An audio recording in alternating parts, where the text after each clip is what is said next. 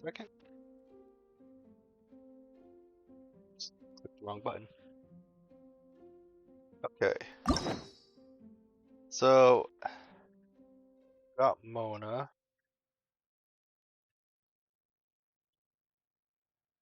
Prerequisite. Cyanine unicorns? Okay. Well, anyways, so now, the Geo Archon Zhongli. Let's see where this goes.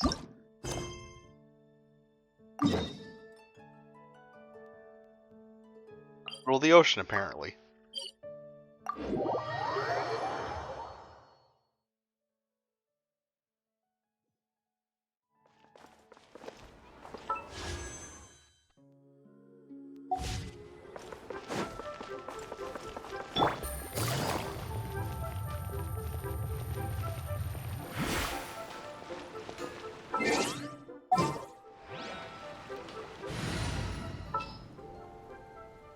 You know, I get that Bennett is a really strong character, and his healing is really amazing, but one thing that bothers me about his healing is that it stops at 70%. Like, I know that's not that big of an issue for most people, but for me it just kind of irks me when I see my health not at full, when I'm like, that's why I like having Yao Yao and things like that, because she can heal the whole way.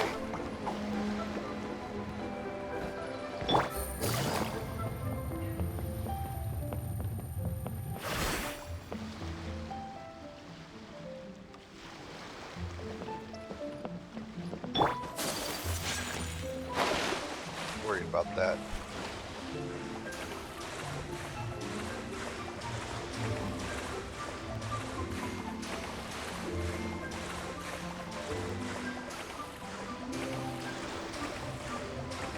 Take it. Slow. Oh, okay.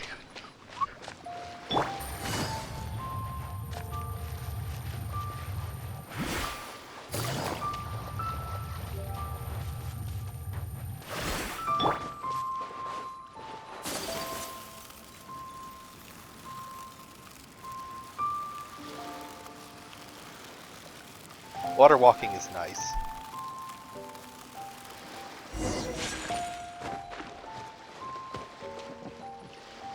Wait for my stamina charge. Into the wind.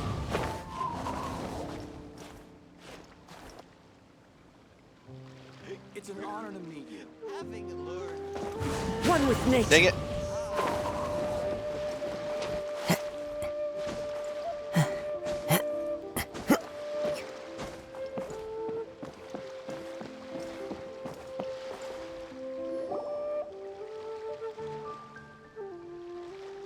Oh?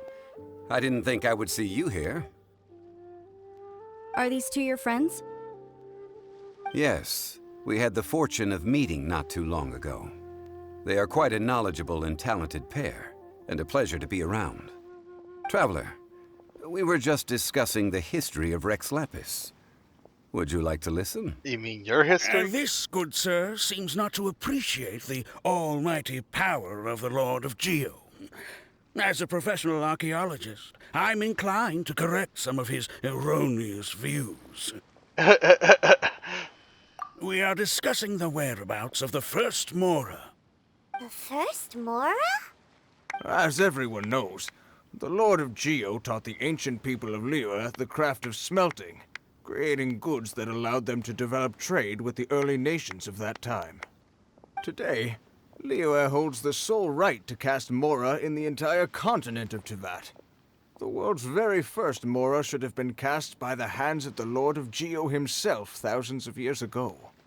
According to my research, as well as my own hypothesis, I believe that this coin of unique historical significance has been passed down secretly through the years as a kind of token. For example, perhaps the Qixing who control the Liyue use it in some kind of unknown ceremony they hold when they come to power. No. My research indicates that the first Mora coin is not such a simple thing. Mora is a catalyst. This we all know. Even today, Mora is used in the mystic arts for its curious properties of weapon enhancement. The world's first Mora would no doubt possess the strongest power. My next historical treatise will boldly expound on the newest findings from my intense decade-long research. That is, that the Lord of Geo used this original Mora as a catalyst to enhance a dagger and a sword. I mean, he uses a pole arm, so I'm not really sure about that. A dagger and a sword? Well, buy the book when it comes out to read the full story. For now, I will only reveal this. The one who finds the dagger shall become supreme in Liyue, and the one who finds the sword may be crowned Liyue's sovereign. I can't say I agree. Yeah. Let us not speak of the authenticity of the dagger and sword first. But Mora and money came about simply because they are a convenient measure of a contract's value. Rex Lapis just meant for Mora to serve as a catalyst for people to exchange and trade. The world's first Mora is probably just an ordinary coin created by Rex Lapis. As for its fate, the same as all Mora, I suspect. It was simply spent somewhere. I think that Mr. Hanshua's hypothesis seems reasonable. Mr. Zhongli's argument, on the other hand, lacks any evidence. How can you so easily dismiss the Lord of Geo's profound foresight? I mean, the sword dagger story didn't really have any evidence either. That seemed more like a fantasy than what Zhongli said. Zhongli sounds more reasonable, and considering that he is the Lord of Geo, although they don't know that, he would know. No, I am not debating right or wrong. I am simply stating a fact. Actually, that raises a question. So apparently Zhongli was able to create Mora because of the Gnosis. Apparently he can't create Mora anymore without the Gnosis. But the Gnosis was made out of the third Descender, and you're the fourth Descender. Does that mean that you have the innate ability to create Mora? Enough! Do you think you understand the Lord of Geo more than me? I know but little about history, and I wouldn't dare to brag. But discussion is meaningless if everyone has the same opinion, no? Well then, answer me this. Long ago, when Liyue Harbor was being constructed, the Lord of Geo taught the people how to build houses. The model home he used to teach them was completely cast from Mora, correct? That is correct, indeed. Wait, what? Okay, then tell me. Why would the Lord of Geo do something so extravagant if not because of the mystical power that Mora contains? There's a simple explanation, really. To the god of wealth and commerce, what material is easier to get than Mora?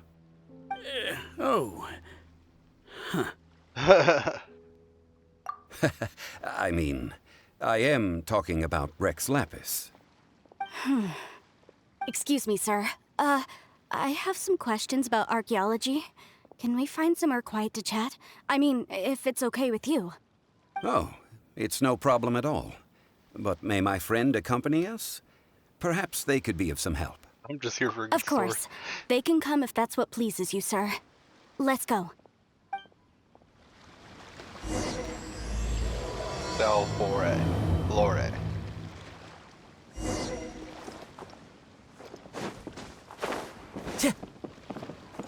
Wan Yan. Oops. This is fine. I feel really bad for this girl. Fine wine indeed. Like, you find out that her boyfriend's cheating on her, and you can't do anything about it. You can't tell her about what's happening, you can't tell him off, you just pretty much let it continue as it is. I mean, Into the wind. maybe it's not your place to get in the middle of a relationship, but fine wine. I just feel bad for Fine them. wine indeed.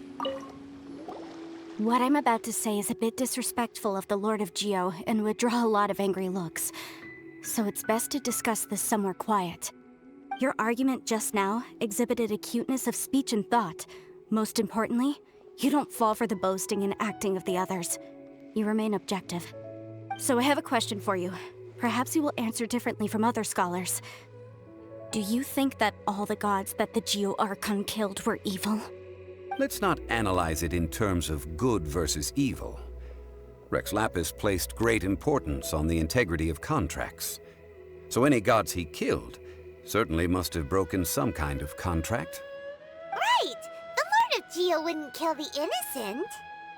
But when I was doing some research, I learned about the legend of the god of salt. The god of The god of salt. salt, Havria, was a very kind god.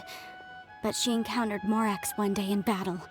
Morax used a rather underhanded trick to assassinate her.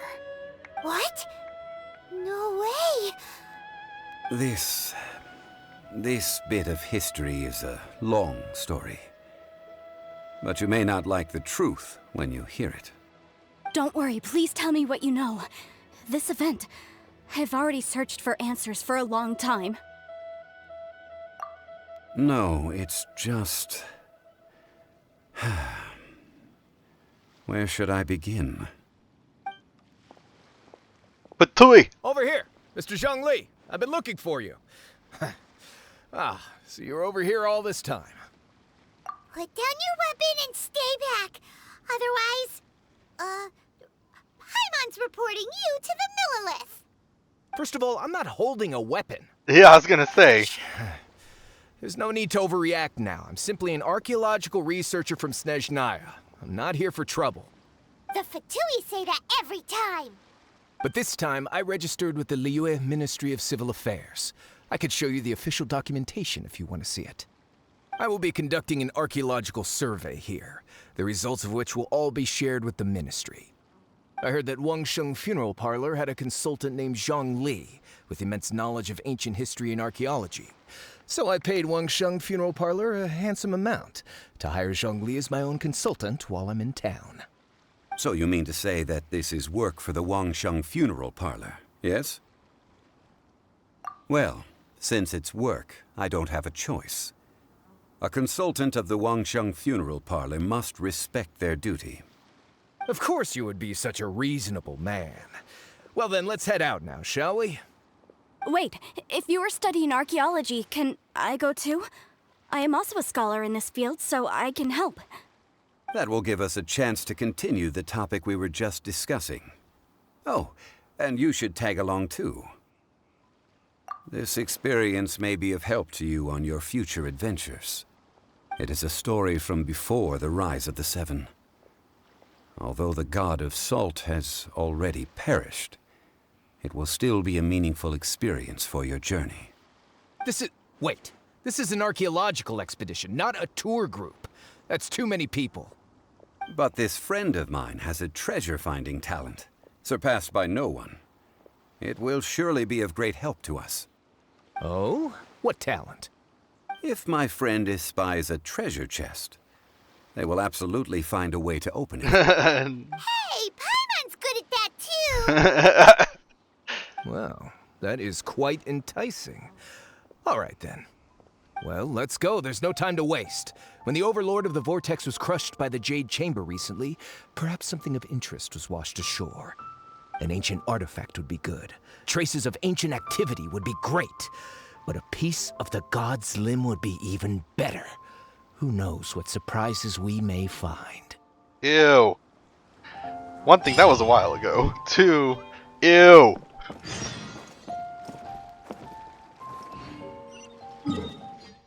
Nasty.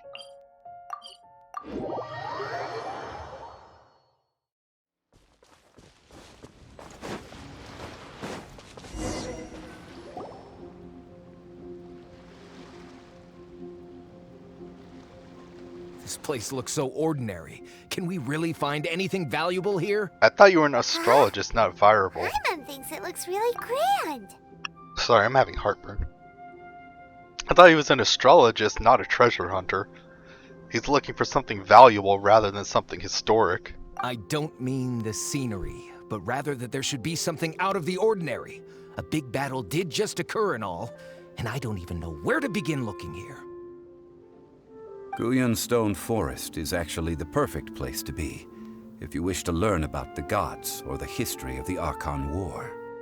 Legend has it that Rex Lapis threw spears made of large rock into the sea here, piercing and crushing the Overlord of the Vortex. After many years of wind erosion, those stone spears have turned into the unique rock formations we see now. These mountains were the Lord of Geo's weapons? What we see now is just the part of them that remains. The stone spears hurled by Rex Lapis all those years ago were much greater, both in number and in size. Jeez, man.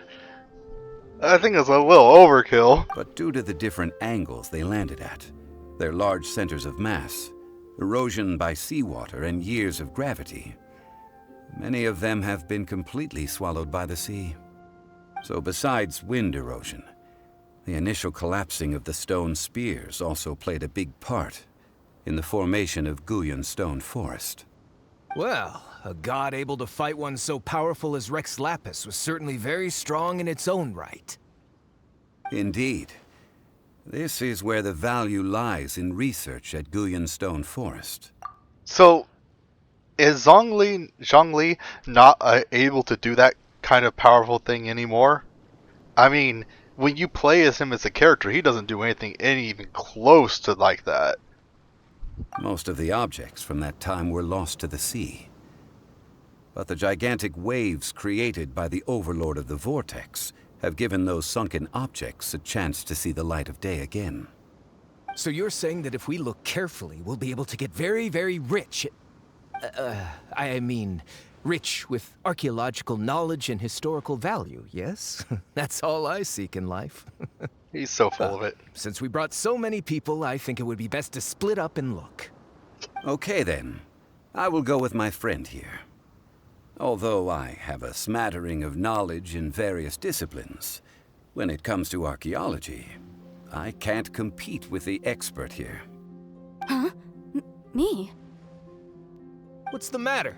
This is your profession. Why are you so surprised? Why are you I such get a it. tool? I'll escort him then. Okay. If we find anything valuable or rare, let's meet on the shore opposite from here.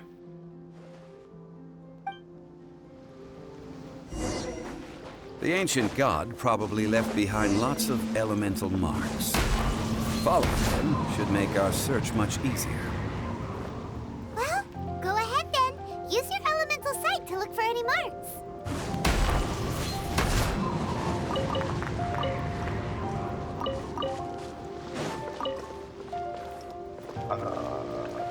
Into the wind. Ha! Yeah. Chih. One with nature. Okay, so hold on. I'm gonna run over here and kill this Batui guy over here. Into the wind. Ha!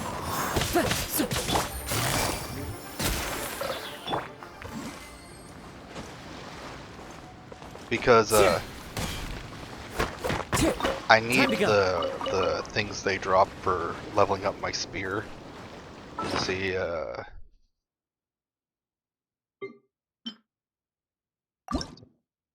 so to ascend it, I need more of these. So I'm gonna go over here and grab this one over here real quick.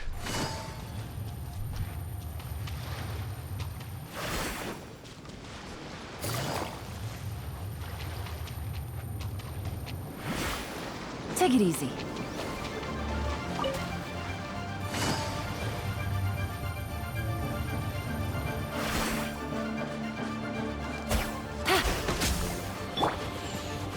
Wait for those to stop.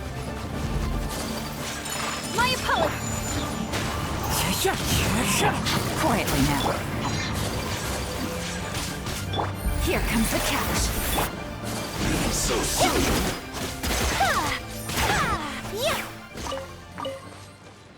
Right.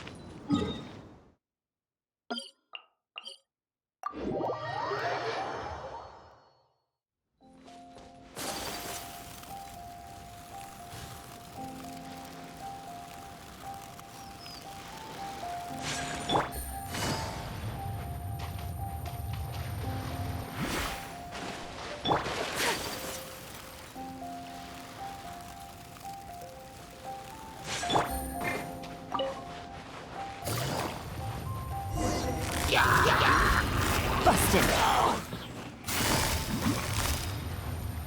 Gotcha. Whirling snow! Fallen leaves, adorn my night!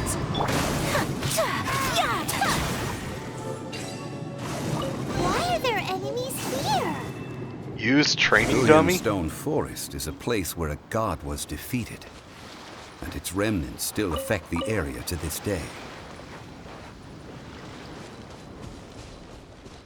Wait. The use training dummy thing, is that a quest item?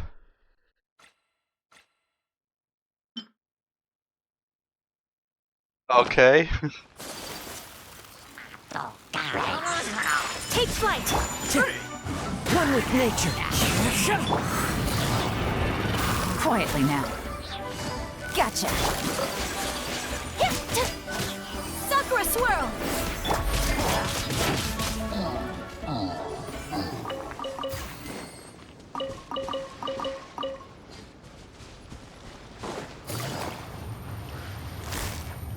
Busted. Gotcha.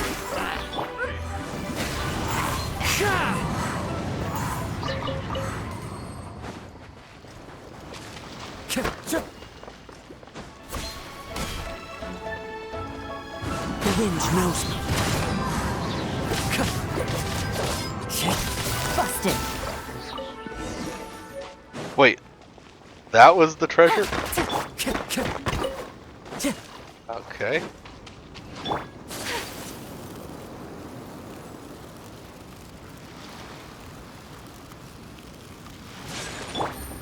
They're gathering together here.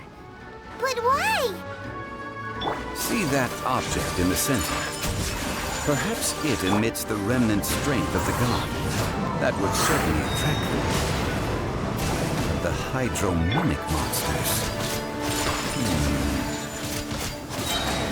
I have a contract and must put my personal feelings aside. Go ahead. Defeat them and How's that recover hit? the relic.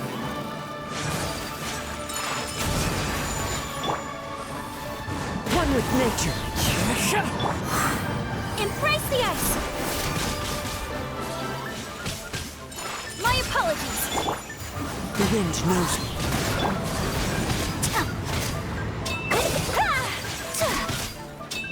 It's just a stone slab, but its design is quite unique. This should be enough to garner some information. Let's head back.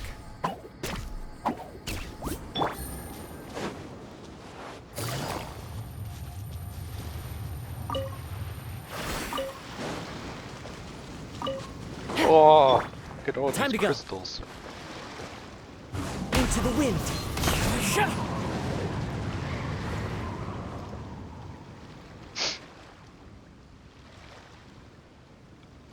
One with nature.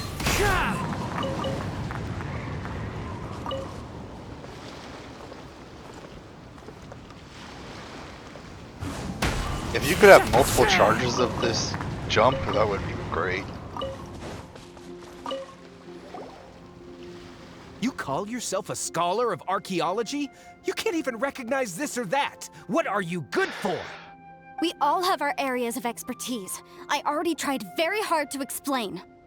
Oh, stop arguing! What in the world happened?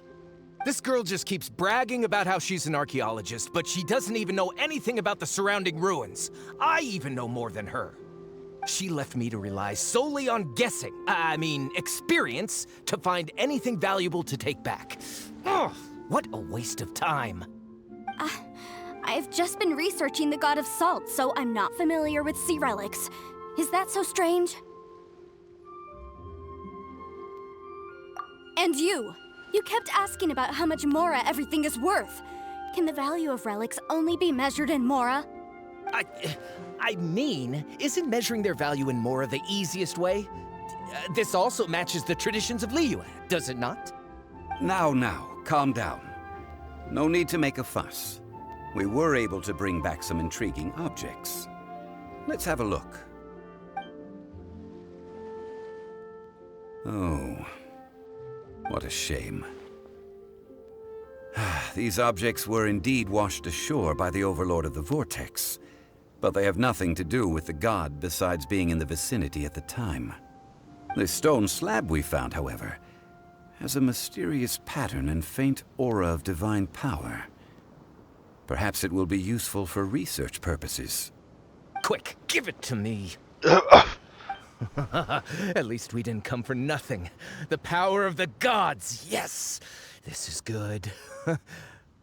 Oh, but these other objects are certainly worth a little something, right? It should be enough to cover the cost of hiring you. It's all mine. Wow. How did this guy fool anyone into making them think that he's an archaeologist? So, it's only valuable for research if there are remnants of divine power on it? Not at all. My quest to uncover the history of the God of Salt is because history can tell us about culture and beliefs. But you're just trying to use archaeology to get rich. Nonsense! I'm a professional archaeology researcher from Snezhnaya. I swear, if I'm lying, may the Lord of Geo strike me down. Oh, by the way, you probably don't want to sell that teacup. Oh? Why's that? That's not an ancient teacup. It's part of Ningguang's collection. It must have fallen here along with the Jade Chamber. So unless you want to mess with the Qixing... Ah, I see. What a shame. It was of such high quality, too. See? You do want to sell these objects! But, so what? Why can't I pursue wealth both intellectual and material? Don't be so simple-minded.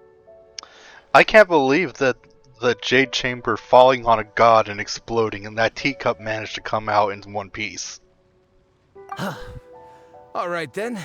No need to stay here any longer. I'm rather quite intrigued by the God of Salt too, actually. Let's go to Saltarai next.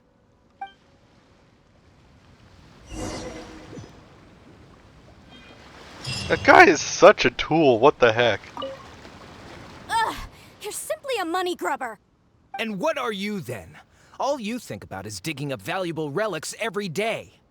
They're still arguing? Ugh. Let's not bother them.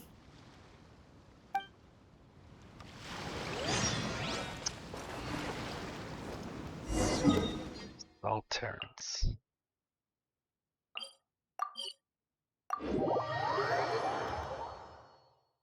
No, I was surprised to find out that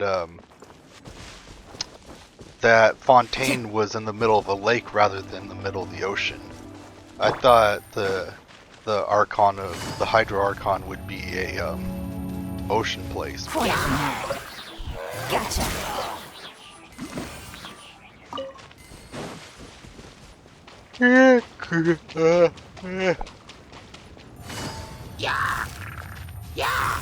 Busted. The wind knows me. Fallen leaves. Adorn my... Game's up. Fun's over. Sakura swirl!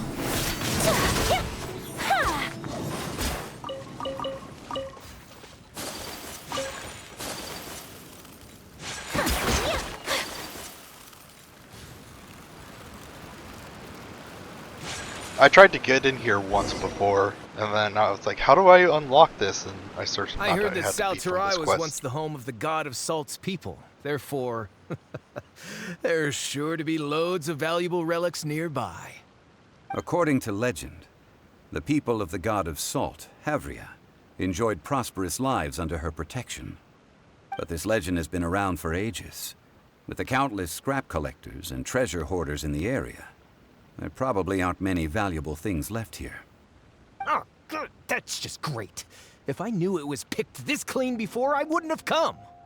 About that, I know there's a ruin deep in this cave here.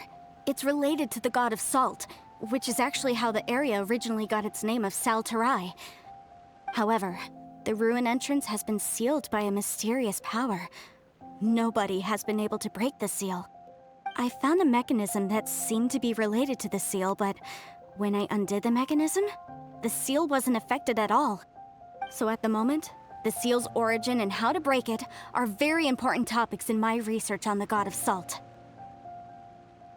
I don't know, there's no concrete evidence, but I'm pretty sure the seal is meant to hide some kind of long-forgotten truth. The God of Salt was a benevolent god, adored by the people, not to mention powerful. She wouldn't have any kind of shameful secrets to hide. So, the one who wants to hide some truth is very possibly her killer, Morax. This doesn't sound like something the Lord of Geo would do, though. Who cares about all that?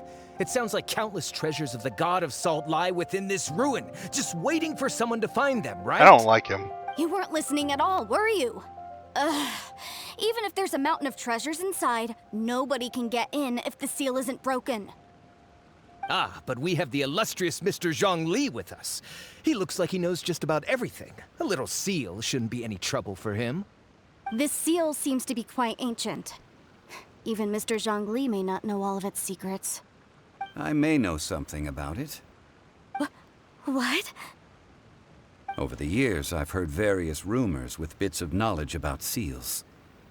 Although their references seem rather disorderly, they do in fact contain the secret to breaking seals. Let's go take a look at the mechanism Miss Wanyan just mentioned. Okay, since Mr. Zhongli says so, follow me then.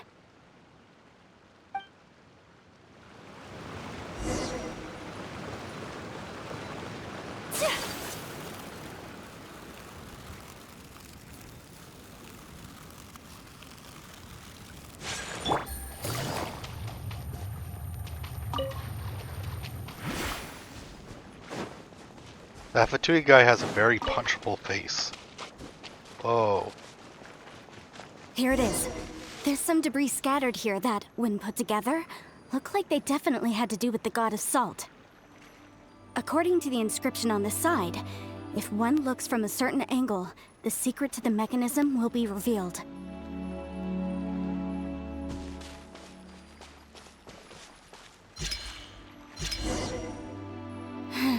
See that?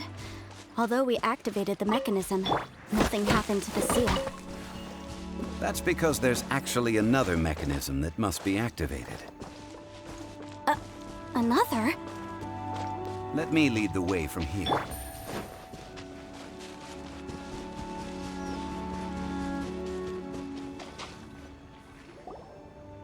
This place seems familiar. Huh, I remember. I think there's some elemental monuments here. So you're saying they're related to all this? When I investigated the seal last time, I had someone with a vision accompany me. But when we lit up all the elemental monuments, nothing happened. That's because you don't just need to activate them at the same time, but in a certain order as well. Otherwise, the seal will not be broken. The secret to this puzzle is hidden in the legends about the Archon War. Tianheng in the south, Yaoguang in the east, Jueyun in the west, Qingce in the north. All desolate and devoid of life. Liyue is vast, yet even one haven is hard to find. South, east, west, north. To the north, to the east. Do the people of Liyue always talk in riddles? I think I've heard this saying before. Certainly you have. And the contents of this saying are also related to the God of Salt. To provide a haven for her people, whose lives had been ravaged by the Archon War, this benevolent god searched all across Liyue. At that time, with the chaotic fires of war engulfing the land, even one sliver of peace was a luxury. And that haven she eventually found is right here. Today, it is known as Sal Turai. How sad then. In the end, this peaceful place was destroyed by Morax. Okay, enough with these ancient stories. Now that we have the clue, hurry up and break the seal. Whatever happened doesn't matter as long as we can get inside that ruin. Tianheng in the south, Yaoguang in the east, Jueyun in the west, Qingce in the north. How did he fool anyone into thinking that he is an archaeologist? He's obviously just there for the Mora. So south, east, west, north. With this clue, you should be able to solve the puzzle.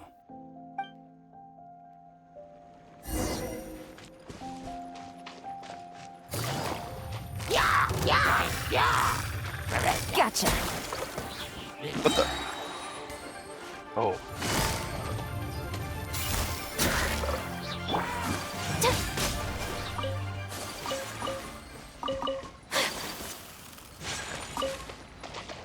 Seems to be Electro.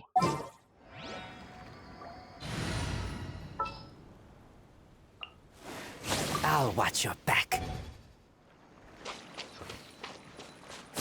South. Ah.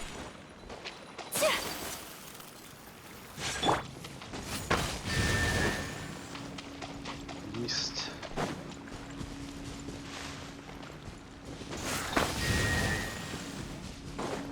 West.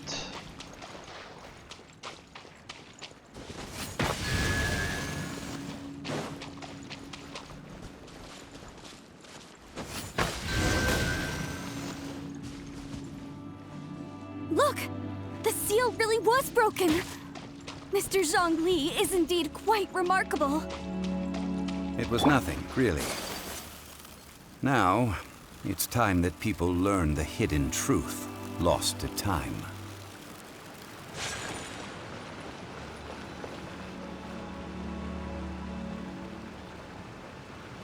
Before entering the ruin, I have a proposal that will help us prevent the kind of senseless arguing between you two that we saw at Guyenstone Forest. Okay. What is it? I propose you two agree upon a contract, stipulating that we alternate who gets claim to each treasure we encounter, with only one object permitted per claim. To show my sincerity, I won't be taking any treasure. This will just be between you all. Hey! Don't pass an opportunity like this up so easily! I don't agree. I mean, you want me to split the treasure with this amateur archaeologist? No, absolutely not. At least she's an archaeologist. I don't agree either. He will only defile the precious relics left behind by the god of salt. I can't accept this. Well then, if the contract is not agreed upon, I will no longer serve as your consultant on this expedition. You will have to rely on your own experience to find whatever treasures are hidden in this ruin, as well as traps. You have the audacity to demand this. Okay then. Even half of the treasure in the long-sealed ruin of the God of Salt should be enough to make a fortune. If you want me to agree upon this contract, so be it. I just have one request, Mr. Zhongli. If we discover the truth behind the God of Salt, you must judge it fairly, even if the truth harms Morax's image. I can accept this arrangement. Well then, let's go.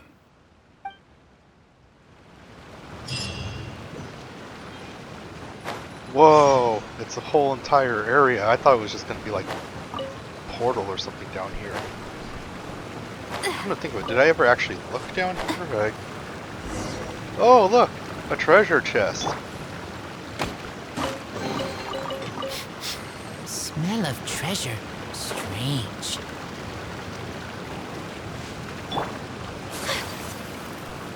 I kind of wish, I know it's probably not going to happen because it would take a lot of work, but I kind of wish they gave you the ability to dive like in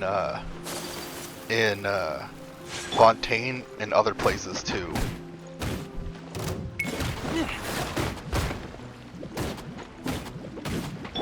Busted. Quietly now. Take flight!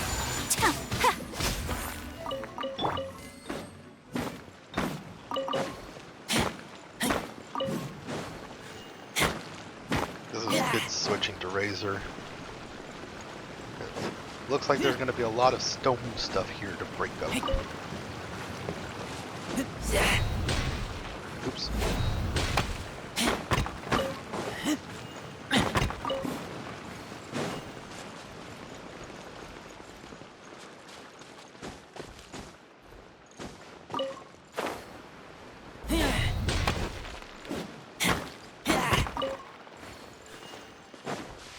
I turned up the music, but like there's hardly any music. Smell of treasure. Strange.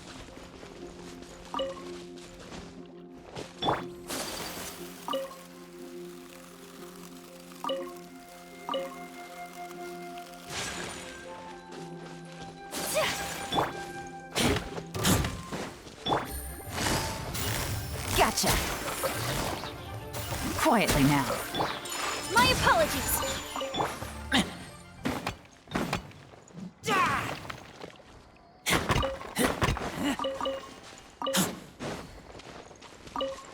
Hey.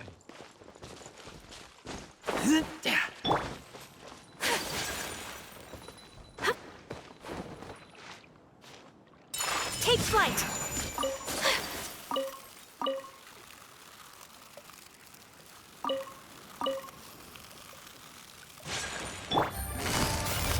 Gotcha. Keep back.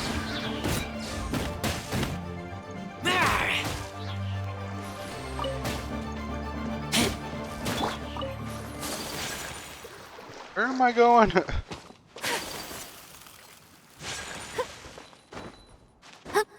Yeah, there was music in combat, but I'm not hearing anything. Just staying still. Like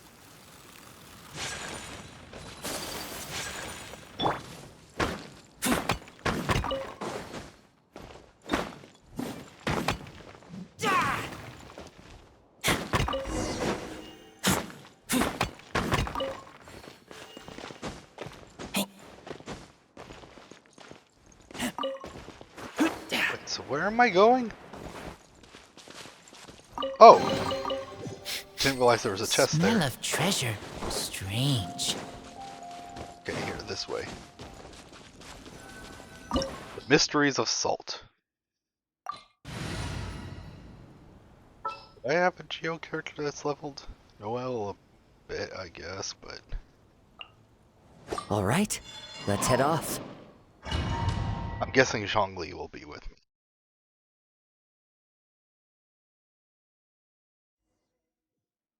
Yep.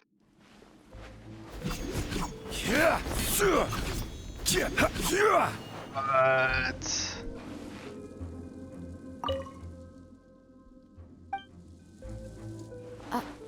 Are these statues? No. These are people. Ugh. They were probably followers of the god of salt. How did they become this way? What in the world is hidden deep in this ruin?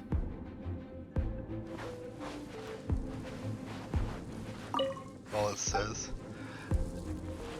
So the god of salt turn her people into salt. I really like Zhongli. I'm kind of upset that I wasn't able to get him when he came out, like on any of my accounts, like none of them. But look at this. That charge is so cool. Let's see, weapon, Vortex Vanquisher, interesting. Increase shield strength by 20%. Scorching hits opponents, increase attack by 4% for 8 seconds. Max 5 stacks, can only occur once every 0.3 seconds. While protected, the shield attack increase. While protected by shield, this attack increases by 100%. I was surprised that this was gave him attack instead of health. Isn't health what his shield's based off of, and that's his most important thing? Hold on, let me check something real quick.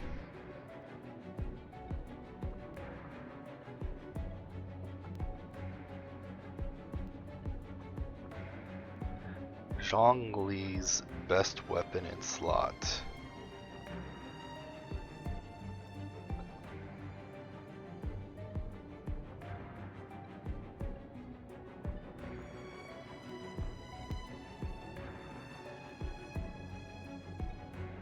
Wow.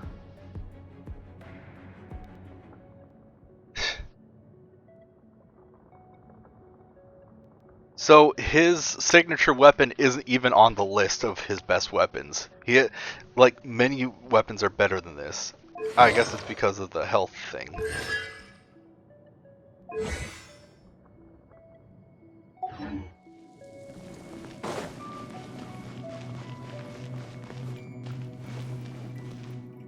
It looks like there's a bottom there, but I'm pretty sure I'll die if I drop down. Ah! B?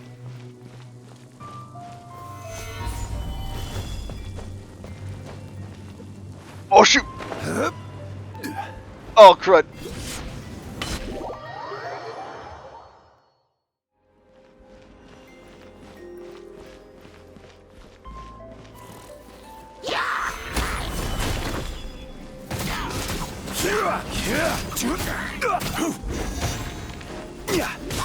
How strong is Zhong's shield? I know it's supposed to be like the strongest shield in the game.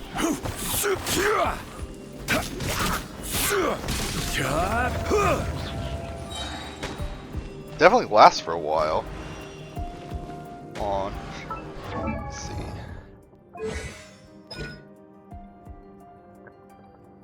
So hold creates nearby. So press just creates a stone statue then. Hold because of the following effect. Maximum number hasn't been reached. Creates a stone set. What? Their maximum number hasn't been reached. Oh, okay. Creates a shield of jade. The shield damage absorption scales based off Zhongli's max health. Deals AoD damage if they're nearby. Will drain a large amount of geo from the maximum 2 targets. The effect does not cause damage. When created, deals AoE geo damage. Additionally, it will intermediately resonate with nearby geo constructs, dealing geo damage to nearby opponents. The stone silly is considered a geo construct. Okay. Jade shield, but this is 150% damage absorption against all elemental and physical damage. Okay. Characters protected by the Jade shield will decrease the elemental resistance and physical resistance of any opponents in a small AoE by 20%. This effect cannot be stacked. Dang, that's actually pretty freaking good. Press cooldown, hold damage, shield based absorption, additional shield absorption, 24% of the max health. 20 seconds. That's freaking good. Dang!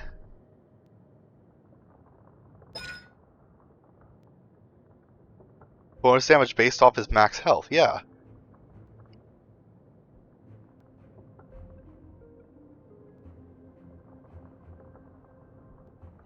Yeah, so why is his default weapon his signature weapon give attack then? I mean, just looking at his stats, health is a lot more important to him.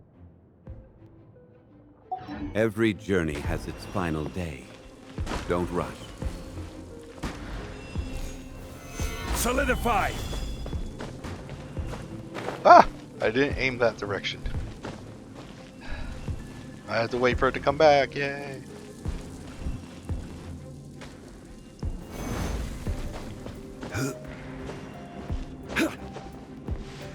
Any treasures?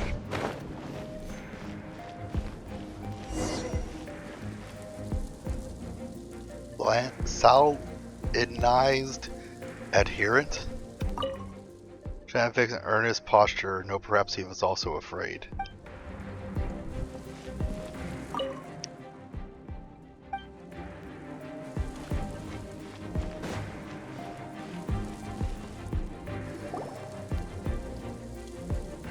What's that? Look at this! It's filled halfway with salt. Just looks like a fancy salt holder. Seems like the god of salt was a god lacking in treasures. According to my knowledge, it's no ordinary vessel. Although it is only half full, it is also forever half full. That is to say, it is bottomless. What? You're saying that even if I pour the salt out, the amount inside won't change? Exactly. Able to produce endless salt. The god of salt is powerful indeed. Do you know how much money you can make off that? I mean, like, if he wanted to get money off these artifacts, having something that produces an endless amount of salt. I mean, he's just there. He can just start a salt company and just what he does is he just like turns it over and lets the salt like come out. And finally, after all that effort, I've found precious treasure. I claim this as mine. I just need to pour the endless salt into 1,000 or 10,000 bags. Yeah, see there. I can sell it and make a fortune. Hey, how can you use a relic of the god of salt for such a shallow pursuit? If Mr. Clement wants this salt chalice, then the next object we find will belong to Miss Wanyan, according to the contract agreed upon. Of course, as we agreed. But how can anything be worth more than this rare find? Since we have a contract, it's no use for me to fight with him. Then let's move on, shall we?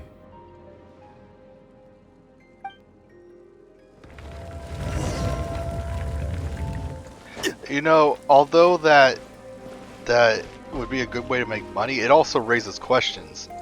If it's bottomless and full of what the heck? What was that? I can't get it on there anymore. If it's really bottomless and full of endless salt, what does that have to do with the matter in the world? I mean, could you like pour it out and essentially eventually the Earth's mass will double with salt? Or does the salt disappear after a certain amount of time? Order guide you. Crumble. Okay. Check to see how much damage it does. Stabilize. Dang it. And I did the long one too. I was kind of thinking, I don't know why, but I was kind of like thinking it would be like.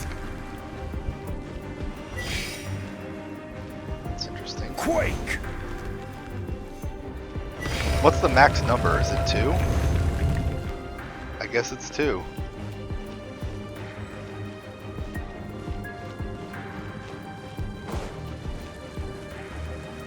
Can't inspect them, I guess. What the frig is that? Just a simple ruler. It doesn't look to be worth anything. This, if I remember correctly, this is some kind of measuring tool. Yeah, that's what a ruler Indeed. is. No, just kidding. But the god of salt imbued it with another power. When you stick this ruler in the ground, the surrounding area will become covered in salt, much like a rising tide covers the earth. The deeper it is stuck in the ground, the more salt will appear. It is essentially a bumper harvest of salt. What? That's even better than the salt chalice! Well then, according to our contract, the salt ruler goes to Miss Wanyan. No, unacceptable. I paid for and organized this entire expedition. Why should I get the short end of the stick? And this girl has been useless. Why would she get anything? Oh boy, here we go again. So you are saying you want to break the contract? So what if I break it? Now that I've seen how the mechanisms in this ruin work, I no longer need you. He's gonna die. Just because he Let's said not that. forget who hired who here. Why should I let you make the rules? Because you agreed to a contract. Rex Lapis once said, "Ones who break their contracts shall suffer the wrath of the rock." That is one of your Liyue gods. I am from Snezhnaya. I will suffer the wrath of the rock. You may find it rather unpleasant. Dues. I told you he was gonna die.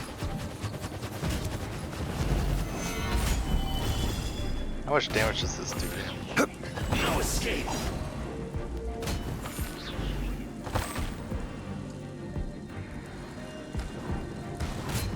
Leaving so soon. Rise. will have order. What the? Did it not hit him at all?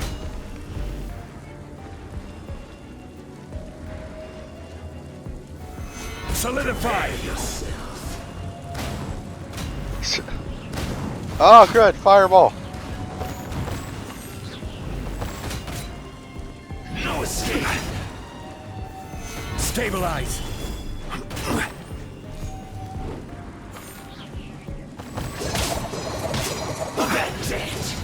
Self-proclaimed archaeologist, yeah. Solidify!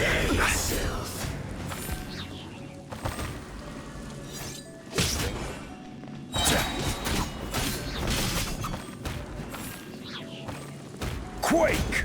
This is order! How come it didn't hurt him at all?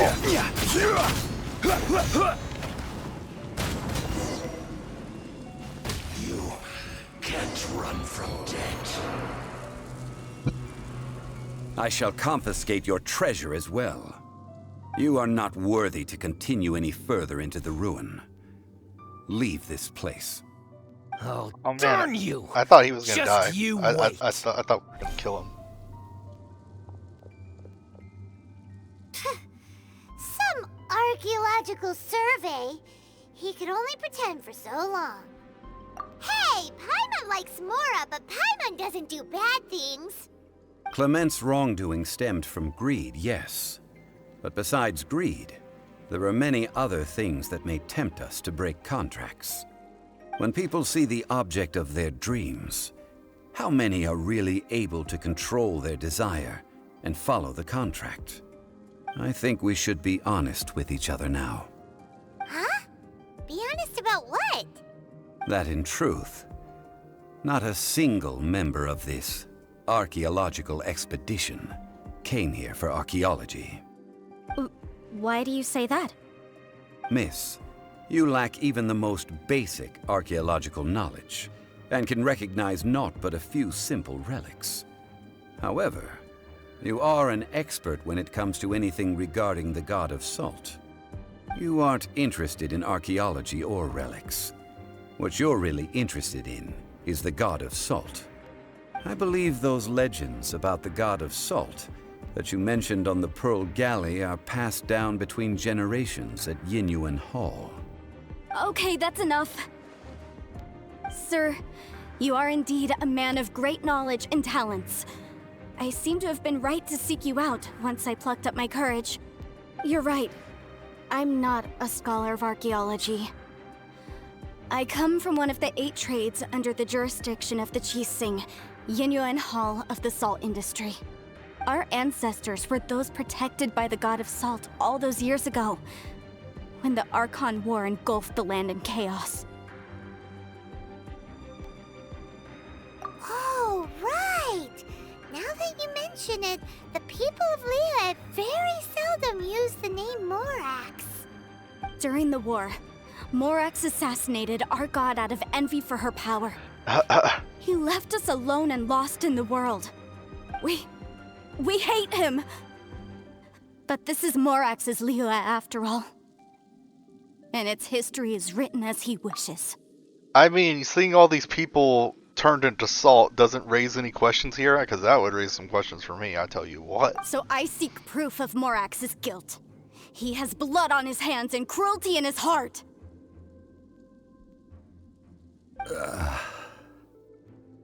We agreed to a contract that we will face the truth head on, didn't we, Mr. Zhongli? You must judge this history fairly. Naturally, of course. But I must add, Liyue is no longer Morax's Liyue. Come with me. All the answers you seek lie ahead.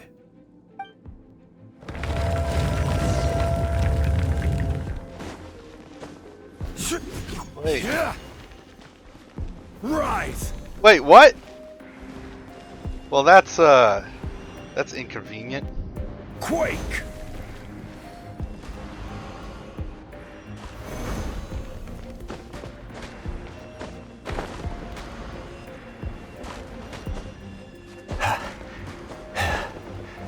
I'm curious, can I, oh. Crumble! I want to test something. Rise! Oh, crud. Can I stack them on each other? Quake!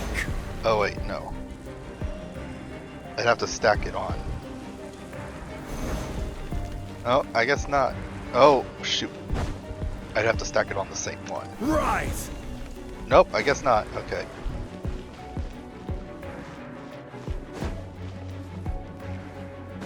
Oh wait, I didn't see if these guys said anything. Nope, no statues. They didn't say nothing. Oh, here we go.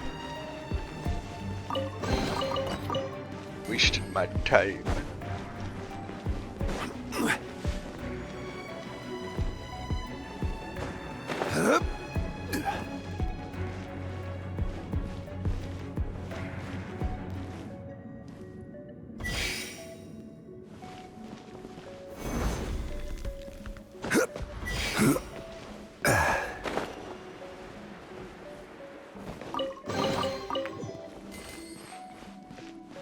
Crumble! Will it pulse out to all of them? No. Quake!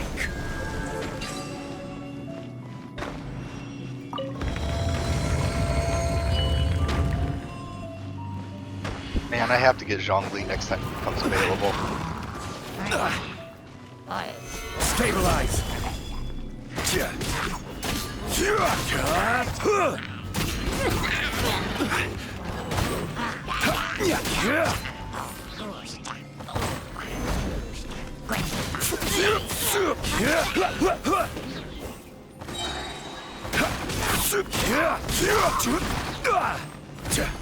Order guide you. Rise!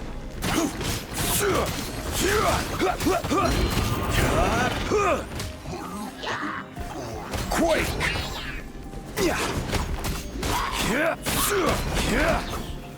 Solidify!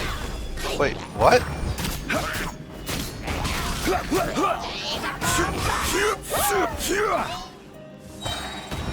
I will have order. Crumble! That's not where I was aiming, but whatever.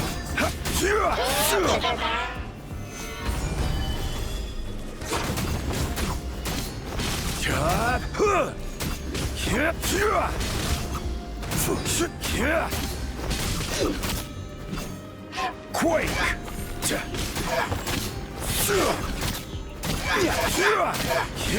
Stabilize!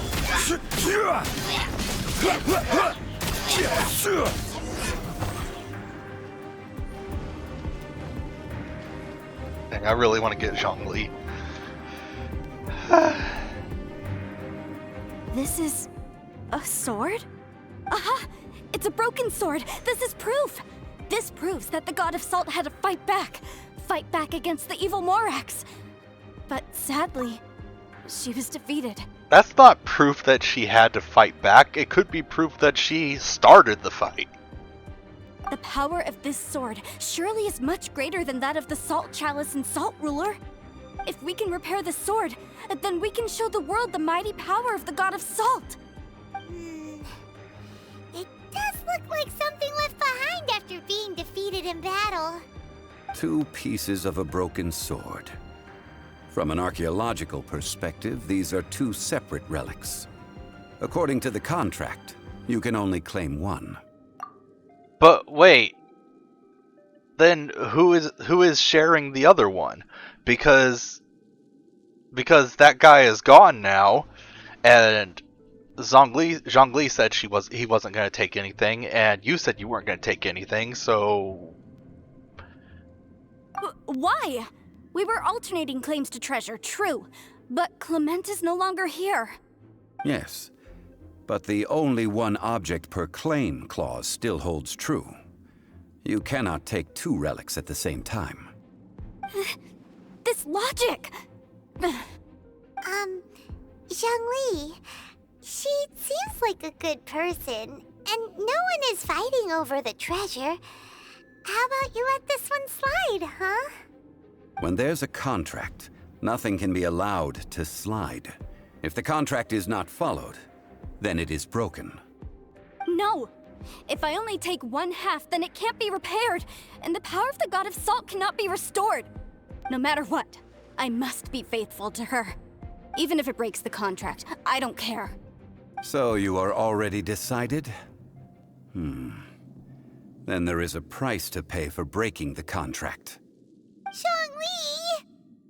That is to say, you consign yourself to suffer the wrath of the rock. That's okay.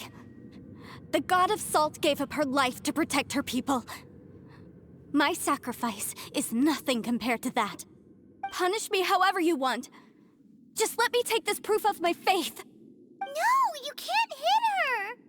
Perhaps that punishment would be easier for her, but as punishment, I will tell you the truth. Huh? The truth? You mean the truth is my punishment? Ouch. Yes. The truth that I am about to tell you shall be your price to pay for breaking the contract. I'm afraid to say that the God of Salt, Havria, was not the powerful god you imagine her to be. Rather, she was a small and weak god who yielded to all other gods. When it came to war, she lost, never able to win a seat among the seven. What? During the Archon War, the gods of this world used all their strength and cunning to vie for control of Tevat. But Havria instead chose to flee. She thought that by giving up before a fight could start, she could save herself and her people from the war. However, during such a long war, there is no end to the advances of aggressors.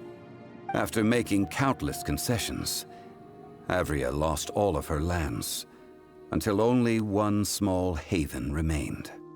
No! It can't be so. In her last days, she had not even a single blade to defend her people with. Not even a single blade? Then... this sword... This sword is not a relic belonging to the God of Salt, but is instead the murder weapon used to kill her. Murder weapon? No! That's not true! That can't be true! You're trying to test my faith in the God of Salt.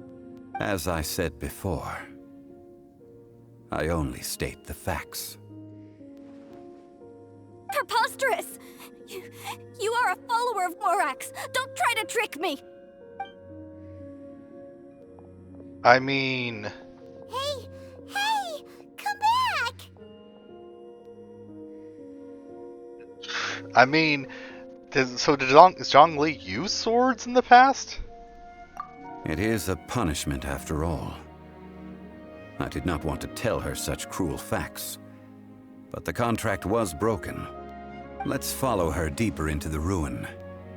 There, I fear, we will find something that will leave her no choice but to face the truth.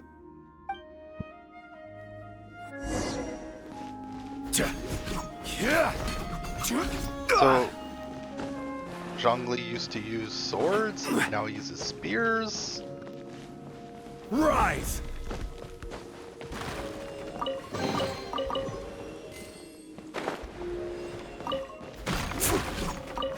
Wait a second.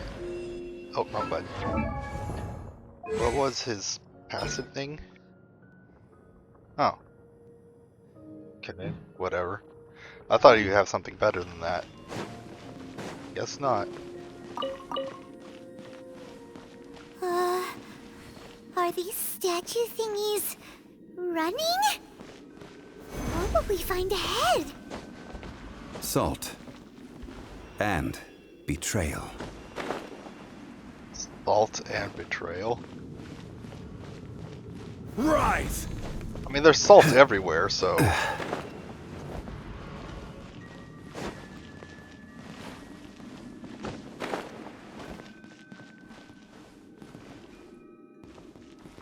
Oh, that's the beginning.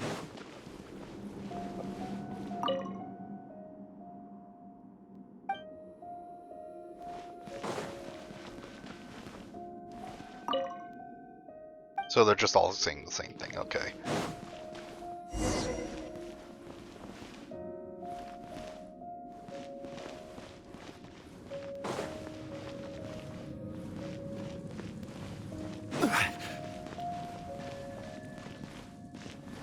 Crumble!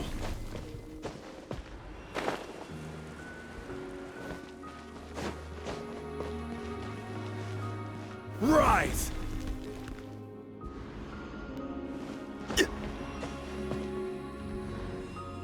Cheers.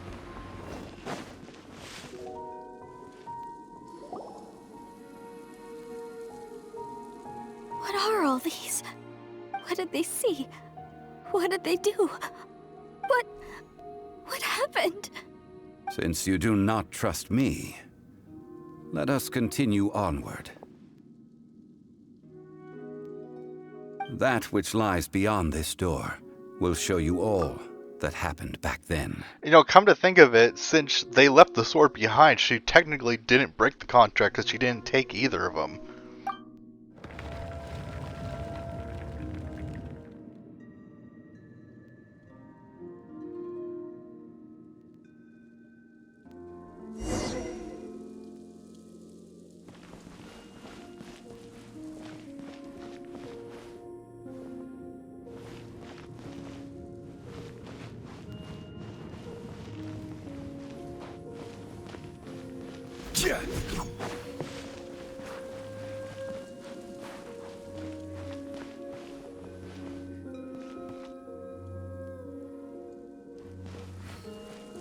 So it looks like she was killed by her own people.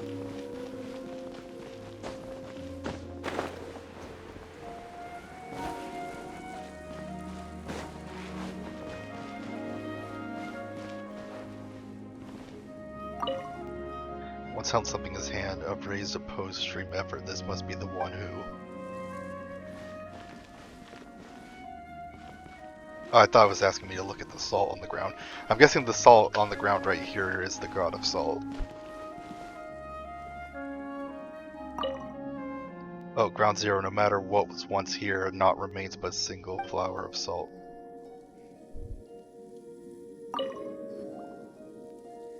This is the scene of the crime. Havria's body dissipated, leaving nothing but these traces of salt. Her dying moments have since been frozen in time to this very day. The story continues that some among her people realized at last that this gentle, kind, but weak god could never protect anyone in wartime. The Archon War was cruel in the extreme. Instead of consigning her to the agony of defeat, they thought perhaps it would be better to give her a quick release. But what about these statue thingies? No matter how weak the god, the power that flows forth when they are slain is beyond the strength of mortal coils to bear. Those who could not flee were thus transformed. Those of her people who were untouched by this disaster left for Liyue, where they sought refuge with Rex Lapis. Their descendants feared Havria's remnants and lived in terror that she had laid upon them an eternal curse. So they risked their lives to come here, to break the sword, and offer up obeisances in hopes that her anger might be appeased. But they need not have done so. For how could a god who had never once resisted, even till the end, nurse hatred for her people in her heart? Even if this is so, I can't! This must be a lie. A false history, all of it! Don't you dare try to shake my faith!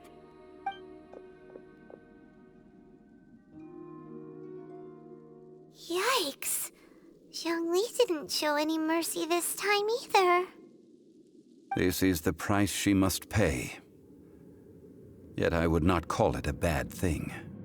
Judging by how she appeared, I fear that she will struggle for a time. But even if she may not escape that struggle immediately, simply recognizing the truth is good enough for now. No, indeed. How sharp of you. Yet this is not a matter of wisdom, only age. I mean, wisdom comes with age. Faith in a god who has already passed will do you no good. So it is for Havria. And so it is for Morax also. All right then. Now, would you like to accompany me in taking a trip to Guyanstone Forest? Huh? What do you want to do, Zhongli? Treading old ground, telling old stories. One cannot help but be reminded of old acquaintances.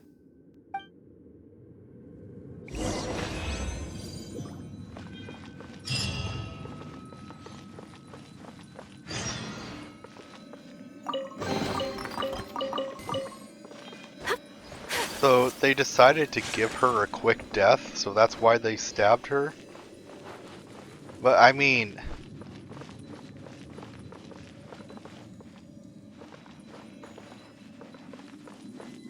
They could have just told her to go into hiding and then they just leave her to be protected by another god, because apparently they were going to be protected by Morax anyway.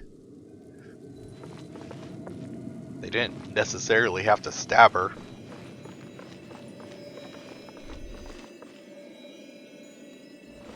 Also, another question is, if the gods are so powerful that the mortal coil can't handle them, like they said, so she was much more powerful than her people. How were they able to kill her with a single sword? The only way that really would have happened is if she didn't resist, so she accepted it.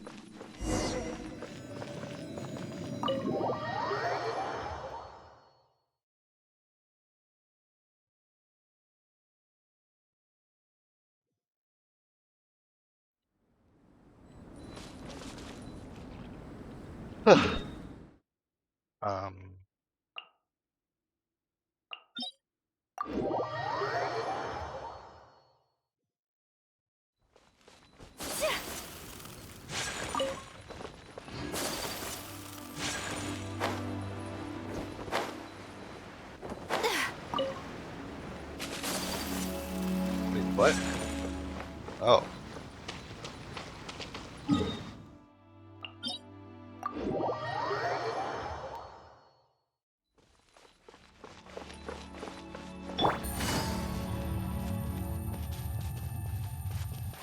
Take it easy.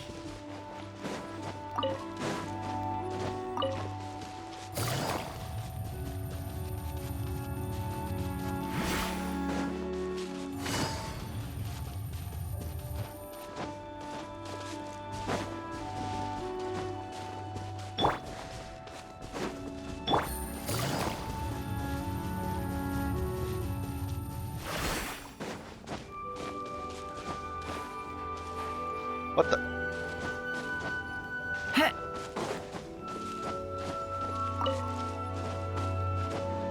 Hey now.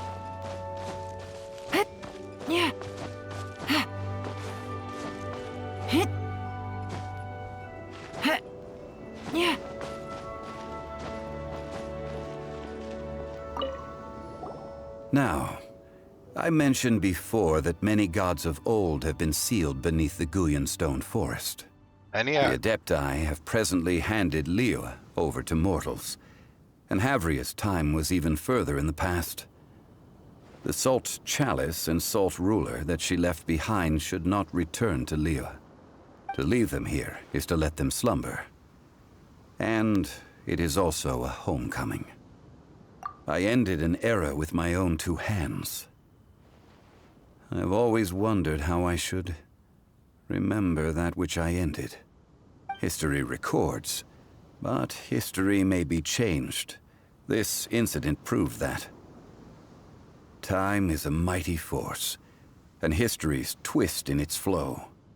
I need to find a better way of recording history in order to engrave its truth. Stone carvings were one such ancient method, but unchanging stone, immovable earth, even one such as myself. Someday we may all disappear. Zhongli. Therefore, I thought of you, traveler. You are one who crosses the celestial atlas, and who passes through countless worlds. If our history is engraved in your memory, it will one day accompany you into another world. As long as a traveler like you is able to record what happened, then a backup of sorts will exist for times and tides of Teyvat. Well, may you find treasure among the stars, even after you have left Teyvat. Now, I am the god of wealth, so I would think that my words have some weight here. Now then, it is time that we consigned both the Salt Chalice and Salt Ruler to the sea. Huh? Why do we need to throw them into the sea? As I said before, this is the place to which the remnants of many bygone gods are consigned. This includes Osial, Overlord of the Vortex, who the Jade Chamber most recently returned to this ocean prison. Thousands of years ago, the Adepti and I fought against the turmoil that plagued every corner of this land. Guyan Stone Forest, where I sealed many gods with my spears. After so long, naught but folk tales remain. Osial, you and I were foes, but our ancient grudge is but a bygone memory now.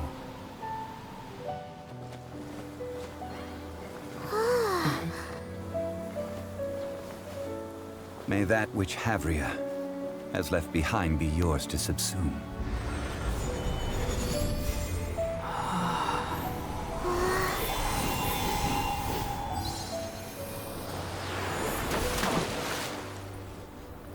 And thus another spark of divinity departs from Liyue.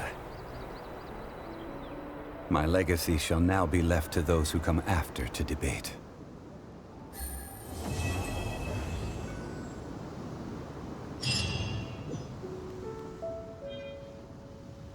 I will remain here for a while. I fear that moments of reminiscence like this can only grow fewer. We did not measure right and wrong during the days of the Archon War in the same manner as we do today. Of course, as I am now, I only wish that she could have lived in a gentler time. I will remain here for a while. I fear that moments of reminiscence, though the Salt Chalice and Salt Ruler do have power in their own right, they are nothing before Osial. If a day comes when he should recover his strength and return, I believe that even so, he will be defeated once more. I will remain here for a while. That is a good question. In the past, I might have given you a most specific answer. But now... Yes. I suppose I will continue in my role as a consultant at Wangsheng Funeral Parlor. But if this journey was to your liking, why don't you come along the next time I am seeking to preserve memories of Liyue's past?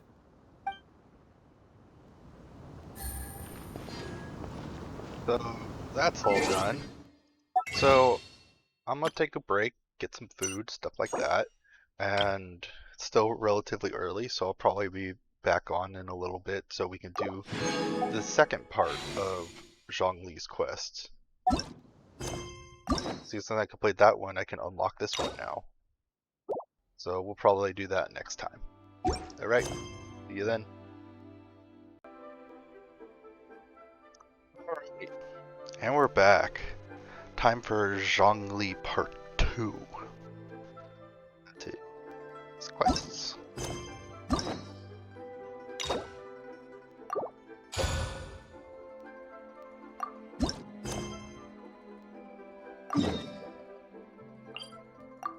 right?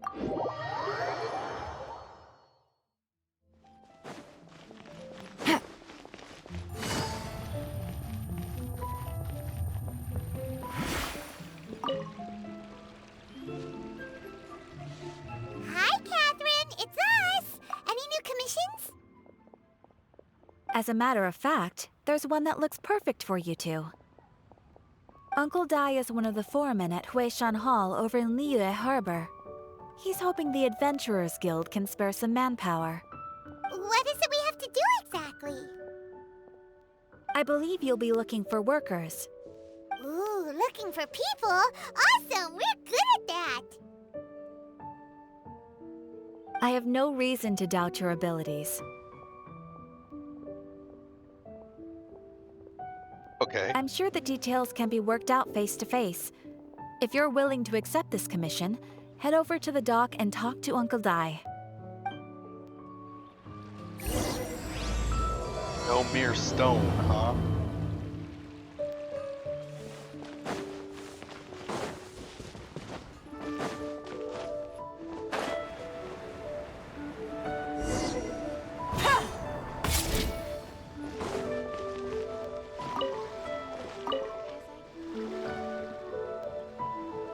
Hey, are you Uncle Dai? I am indeed. Ah, now then. You must be the adventurers assigned by the guild. Huh? How could you tell? By the clothes on your back and the look on your face. Experienced adventurers at that, I'll wager. Right again! You're pretty perceptive! In this trade, you need a sharp eye for people, not just rocks. Uncle Dai can see what you're made of from a long way off. Alright, my assistant should be arriving soon, so let's just wait here a moment. Woo woo! That's why we're here! Now there's someone else taking that? Well, to tell you the truth, this is a very difficult matter. Too much for adventurers alone to handle life here. So there is someone else! Why is there so much We're not pausing? up to the job! It just occurred to me that you don't have all the facts. The incident in question happened in a mine, and it's a little out of the ordinary, to say the least. Mines are dangerous places, as I'm sure you're aware. As such, I've enlisted an industry expert to cover all contingencies. Last time I checked, adventurers weren't experts in ore appraisal or geological analysis. With a professional by your side, everything should run smoothly. Besides, this guy's the best in his field. No matter the rock, he'll tell you its value to the nearest mora at a glance. I'd go as far to say that there's not a soul on Tevat that knows rocks better than him.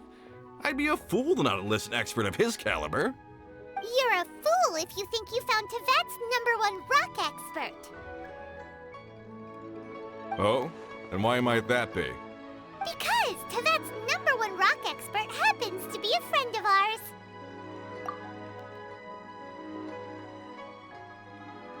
Ha-ha! Didn't expect that, did you? Wait here, we'll go fetch him. Jeez. Paimon bets Zhongli is listening to the storyteller. Let's head over. Don't be scared. Paimon puts her foot in her mouth a lot.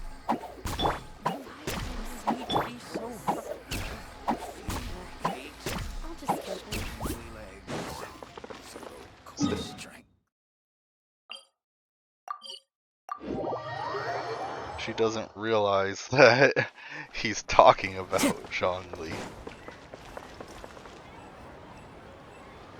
In our last tale, Rex Lapis. Zhongli, there you are. Oh. Here for a few tales? I didn't know you two were connoisseurs. Why is this having so many pauses? No, we're here for you. Do you have time? Ah, something I'm rarely short of. We need someone who understands geology and ore. Someone who understands geology and ore. Let's not sneeze. Take a look around. Is there anyone in Teyvat more qualified? The requester claims to have enlisted Teyvat's #1 rock expert, but Paimon doesn't believe a word of it. Nobody understands rocks better than you. You appear to have taken his claim quite personally on my behalf. Oh, no. It's just... Uncle Dai doesn't know what he's talking about. Paimon just wants to enlighten him. I see. Well, then it will be my pleasure to accompany you. Really? But I should inform you that despite my expertise, I cannot necessarily claim to be a leading authority. We are at all times adrift in a sea of learning. New knowledge should be welcomed with open arms. Still, I imagine I will be of help to you in this endeavor.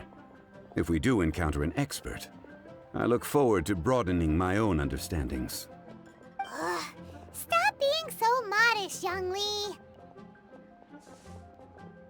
Well, we got him. Let's head back to Uncle Dai. Something tells me that Zhongli was the one that was hired before and he knows what's going on. He's keeping silent. He wants to embarrass Paimon.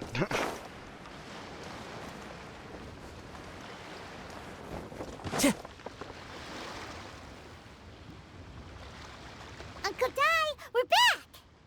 Oh, and this must be the friend you spoke of? Yep.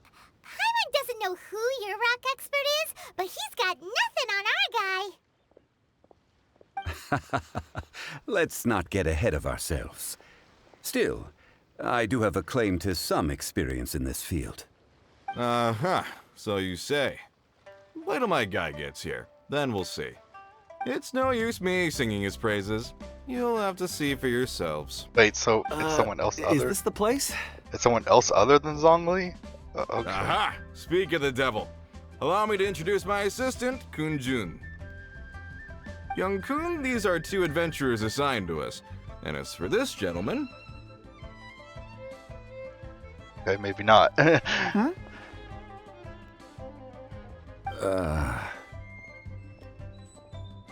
Wangsheng Funeral Parlor's consultant. Mr. Zhongli. I've heard about you. They say you're a man of great knowledge and many talents. I had no idea I'd be meeting you in person today. I'm sure I recognize you. Have we met at the parlor? Wait, I've never been to the parlor. Uncle Dai, aren't you gonna test them? Huh? I wouldn't know where to start. Then they can figure out a way to test each other. If Zhongli wins, he's the assistant. If Zhongli loses... never mind. Zhongli won't lose. A contest? Why, it would be my pleasure. I admire your enthusiasm, good sir. I must say, you certainly have the look of an industry expert about you. It'll be interesting to see which one of us wins. Stop talking the talk and start walking the walk. Jeez, Paimon, settle like down. I see it. Which is, incidentally, the only skill I have worth talking about. So you're an appraiser, Mr. Kunjun. Well, no. Actually, I've already forgotten what I'm in Liyue Harbor for. I was standing by the side of the road one day when Uncle Dai called me over. He saw me holding a rock and asked me a few questions. He seemed incredibly excited, even followed me for a while. We arranged to meet here. Huh? How could you forget something like that? Amnesia? I saw him on my way over to Liyue Harbor, poring over rocks and muttering to himself. He looked to be very familiar with them. I asked him a few questions out of curiosity. To my surprise, he knew more than me, an old mining foreman. In any case, he didn't have any pressing matters and agreed to help me. So, do you have a poor memory? Not exactly. Anyway, if it's rocks you need help with, I can most certainly lend a hand. Mr. Zhongli, what do you make of this rock? A glossy exterior, with a fissure that could only have been left in the wake of a volcanic eruption. If I'm not mistaken, this is a rough gem from another nation. Ah, a keen eye. It's no ordinary rough gem. Fragile surface layer, black veining. My intuition tells me that there's high-quality crystal ore inside. Remarkable! This rock does indeed hail from the vicinity of a volcano. I came across it in a market and snapped it straight up. The seller thought it was some leftover industrial remnant. They had no inkling of the treasure that lay within. Purity and geological rarity alone aren't enough to make a treasure. Some of the most precious crystals contain deposits of water or sand. In the moment of its formation, the crystal hidden within this stone shell captured a pocket of water. For water to be hidden in its depths, like a moon concealed within a mountain, reflecting shafts of daylight that make it through. Now that's a rare treasure. It's a rock. Such a detailed description. Almost like he saw it with his own 2 eyes. Say, you're not trying to hoodwink us, are you? After all, we haven't even seen what's inside yet. Everything he said is true. Most crystals are born in high-temperature environments. Heat and water aren't natural bedfellows, of course, which is why crystals with water deposits are so sought after. Moreover, this particular crystal contains mountain lake water. A rare find indeed. How can you tell that? Says so, it must be true. I've yet to encounter anyone with a judgment as shrewd as yours, Mr. Zhongli. How did you know exactly what lay within? I've seen many such stones in my time. I recognized it immediately. I hope you didn't mind me flaunting my experience, Mr. Kunjun. Of course not. I feel I've met a kindred spirit here today. I hope you will accept my friendship. Uncle Dai, it would be a mistake for Mr. Zhongli not to join us. Trust me when I say that his level of expertise is unrivaled in the trade. You won't come across another of his caliber in your lifetime. Very well. There is strength in numbers, after all. Everyone, follow me to the chasm. The chasm? There are men counting on you to find them. Wait. I've gone through the chasm. Like, are you telling me that there are people... Well, that's outside the chasm, but whatever.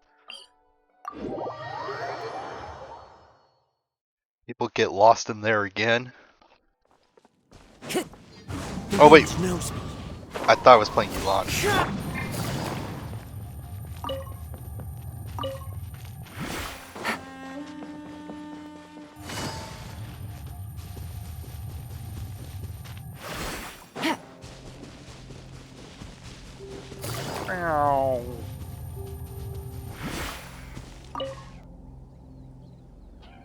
Whoa, this mine is huge. This is where the incident occurred. Okay. 6 days ago, a group of us left the site to attend to other matters. When we returned, the 4 men we'd left behind had vanished. I led a team around the entire mine, but found no trace. That's when I decided to enlist help. So 4 miners have disappeared. Yes, there were 10 of us. We lost Long, Bold Sen, Brave Sen, and Mao. I worked with all of them. Workers in this trade are usually young men in the prime of their lives. Could it be that the 4 of them left for another mine? Unlikely. There's no other lodging for miles around, and we didn't pass any other mines on the way over. Huh. Such a huge mine. Did you really manage to explore every corner? Underground, overground, we left no stone unturned. We tried everything short of digging further into the earth itself. How could 4 sturdy young men just vanish into the bedrock? We'll need to explore the site ourselves before extracting any conclusions. Very well. I'll wait here. Please, proceed wherever you'd like. If you come across any clues, let me know straight away. So strange. How could the 4 of them just suddenly disappear? Did they run away from something? Let's look around first and see if we can find any clues. One with nature. Shut up!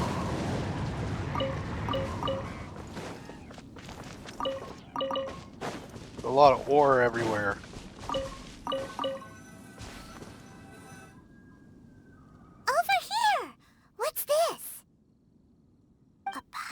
shirts, some trousers. I know what's going on. They're naked! No. Huh. A few everyday items. They must belong to Uncle Dai and his men. I knew it. 1, So 2, 3, 4. Huh. That seems right. 10 shirts, 10 pairs of trousers. These must be spares, right? Look, Uncle Dai's clothes are identical. The 4 of them have been gone for 6 days without a change of clothes.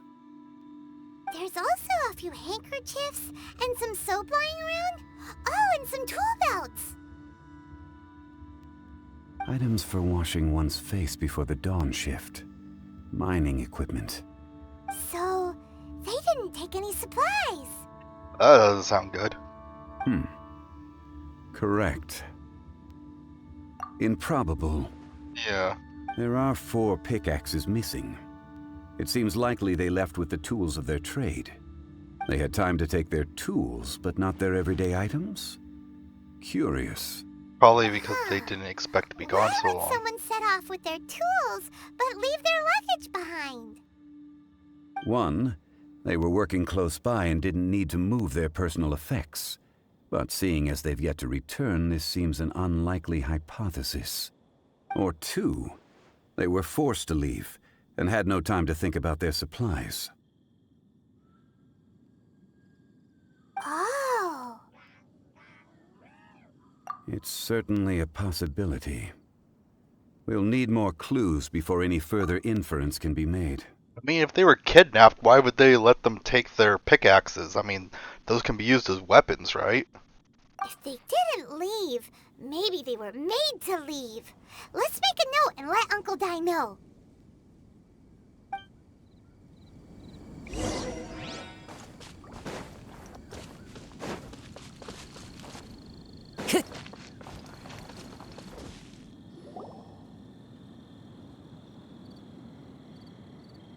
Kunjun, what do you have there? Oh, right on time. Did you find anything? There's a chunk of ore here. Perhaps there are clues within. Or, what does it have to do with the disappearance? Let's find out. I'll give it a try. A moment, please.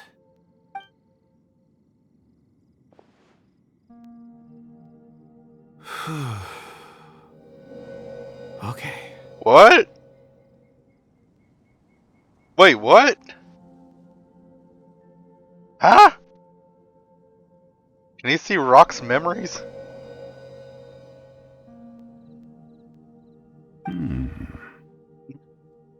Looks like he's concentrating really hard. What's he up to? I see 4 men following someone out of the mine. It looks like a child. A child? What's a child doing in a mine?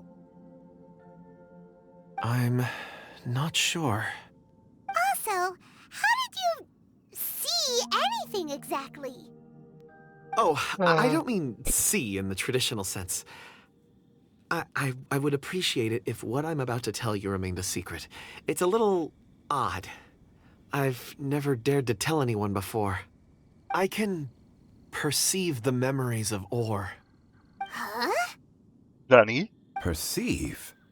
So there's no conjecture at work?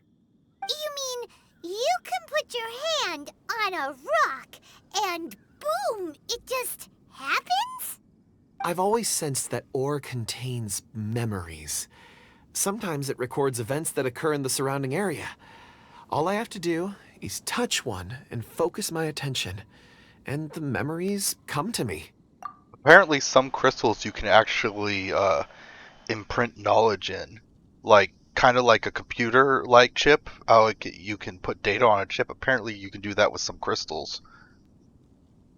Amazing! So you can find out everything that ever happened there. It depends on the ore. Some ores have astounding memories. Others, like iron ore and white iron ore, aren't up to much. Their memories are hazy. Core Lapis and Crystal memories are much stronger. They record more events and in greater detail. Stone seeing. Fascinating. A rare ability indeed. It was prudent of Uncle Dai to recruit you, Mr. Kunjun. I'm glad I can be of assistance. Based on what I saw, I believe they followed this path. This will take us north, away from the mine. North. Another clue for Uncle Dai. Let's make a note of it.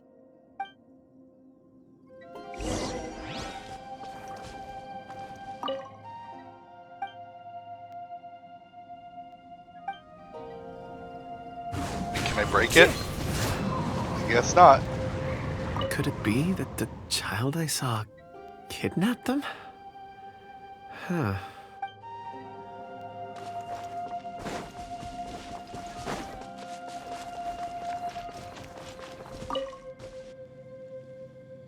Excuse me, sir.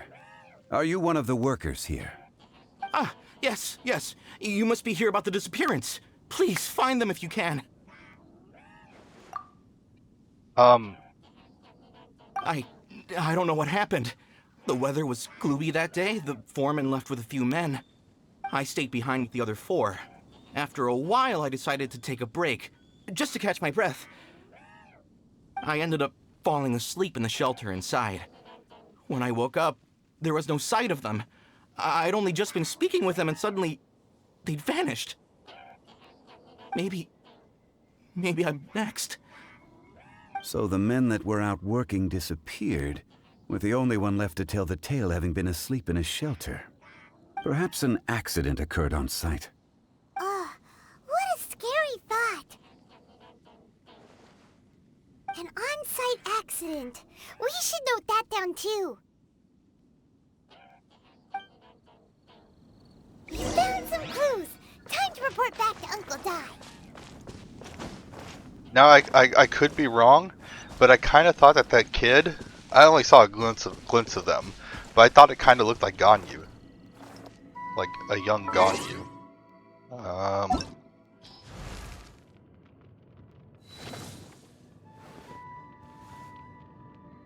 Yeah, I saw the blue hair and I thought I saw red in there, but it was really quick. I just barely noticed it, so I could be wrong. Could have misseen. You're back. How are the investigations going? We found 3 clues in the vicinity. First, there are 4 missing pickaxes, yet everyday items are still in their place. This suggests that your men didn't leave of their own accord, but were forced to. Forced to? But who would kidnap miners? Who indeed? Second, there were 5 workers at the mine. One of them left the site to take respite. When he awoke, his colleagues had disappeared without a trace. Those who kept working all disappeared. The one who left early emerged safe and sound. It would appear that the incident occurred on site. Now that you mention it, I recall Bravo saying that he took a break. Could someone have entered the site and simply walked away with him? This leads me to my third point. Mr. Kunjun here made good use of his, expert techniques to arrive at a conclusion. It was a child that took your men away. A child? But there are no settlements here for miles around. There's no way a child would have made it over to the mine. Unlikely as it sounds, that's our conclusion. Your men were following a child. Where did they go? We believe that they followed the road north, away from the mine and toward the ruins. North? Right. I'll rally my men and head in pursuit. You've been invaluable to the investigation, but leave the legwork to us. If we set off now and make haste, we might be able to catch him. Hasn't it been 6 days? The incident occurred 6 days ago. Even if they set out on foot, they will have covered a lot of ground by now. You're right. New plan. I'll lead my search party over to the settlements further out and make some inquiries. There are only a few settlements around here with lodging for the night. We'll go investigate and see if we can come up with anything. In the meantime, you could keep looking for clues. If we don't see each other, Let's reconvene at Wangshu Inn tomorrow evening. Agreed. All right. Me and my men will get going.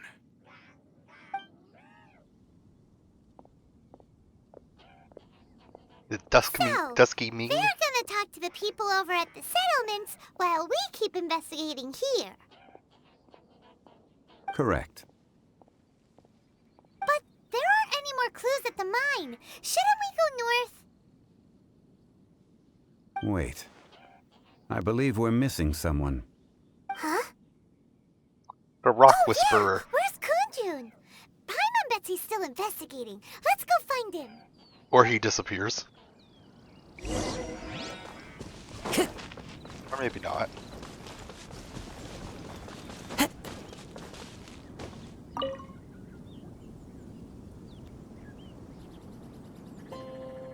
Kunjun, what are you searching for? We're all out of clues. Let's get going. Apologies. I'm conducting a quick search for my own benefit. I'm looking for a precious stone known as Dragonfall. Dragonfall? What?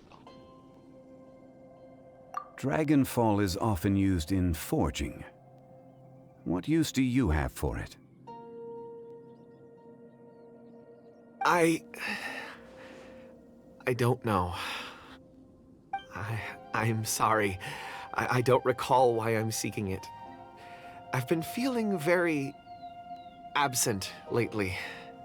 Name and address aside, I'm having trouble remembering things. In fact, I've been feeling extremely anxious, as if there's something I've forgotten to finish. It's an unpleasant sensation.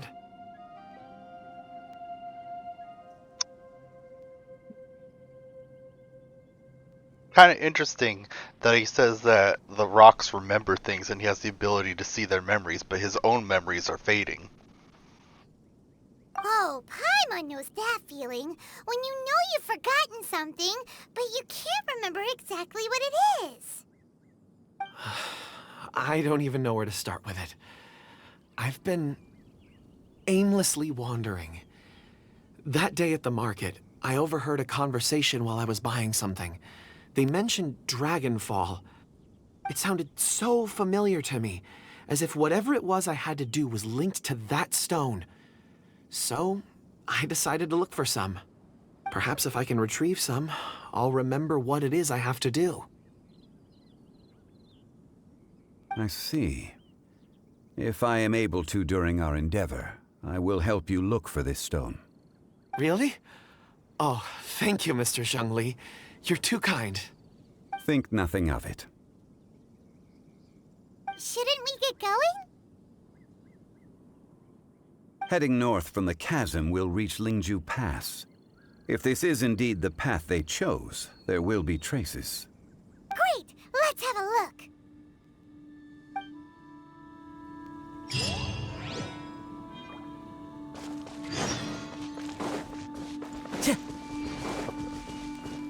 What? I can still come... Still can't do damage to it.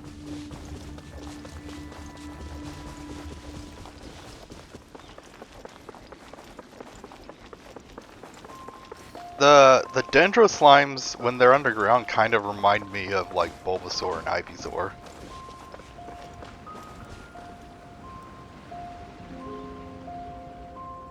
It's a ladder. Wait, Gasp! There are tracks here. These must have been left by the miners. What Let tracks? us make our way to the end of Lingju Pass.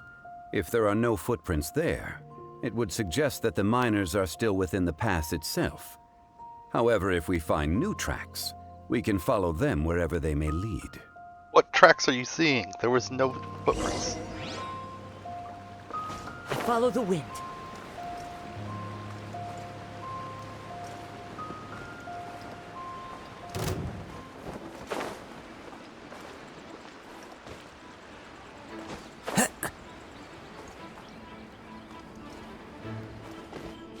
One second.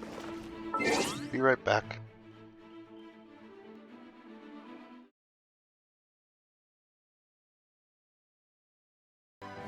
Sorry about that, I'm back. Had to answer a call.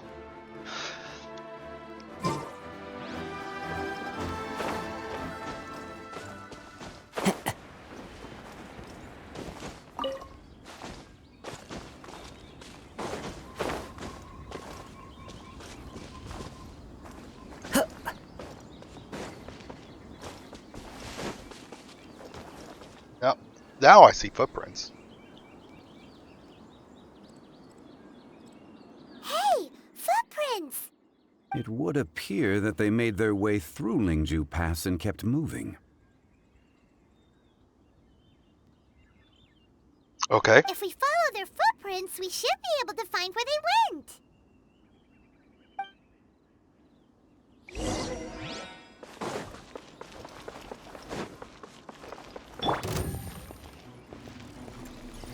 These guys take a while to wake up. It's kind of annoying.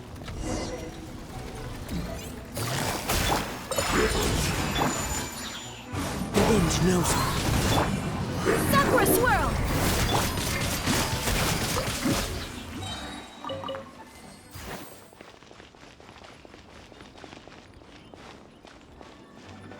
Oh, crud. Oh no, the footprints end here. We should inquire with anyone nearby. If the miners came through here, they may well have seen them. Busted. Whirling snow! Yeah! Yeah!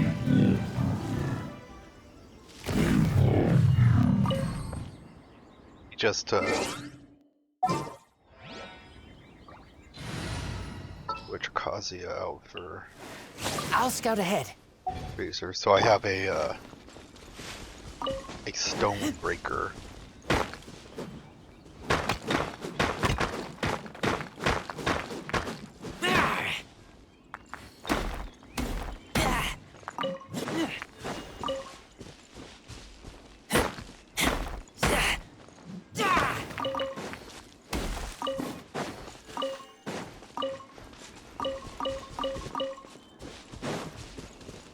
Good. On we go. Hi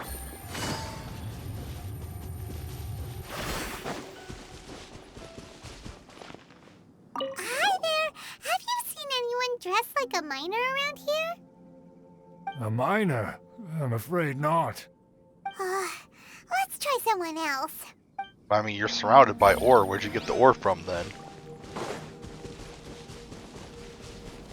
Hello! Have you seen any miners nearby? About this tall? 4 of them? Stop bothering me.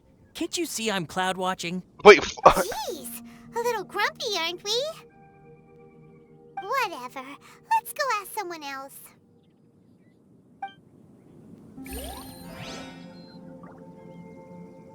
Yep, those are clouds. Making great use of your time, aren't you? Gotcha. My apologies. Busted. You can't run! Well, I miscalculated. I shall treasure this good fortune.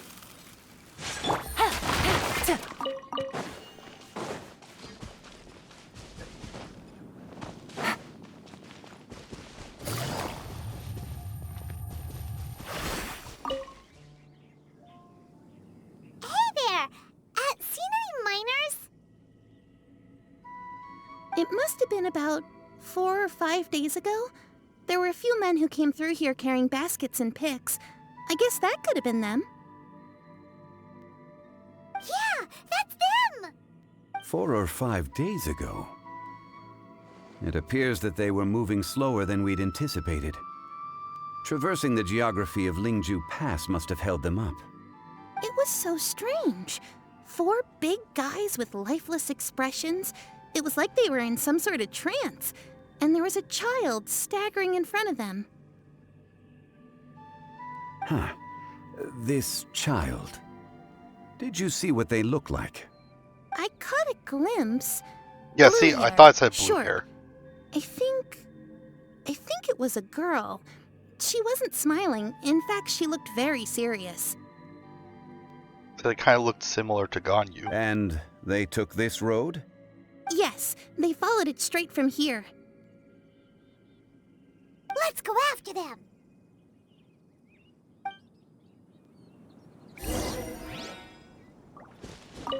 I've never seen anything like it.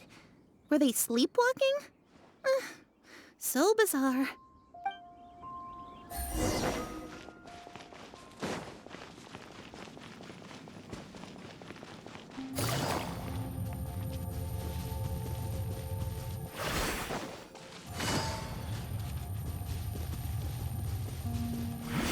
Take it easy.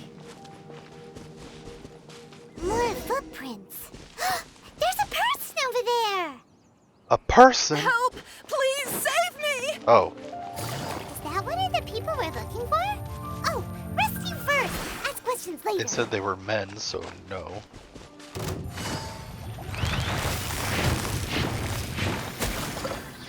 Game's up. Fun's over.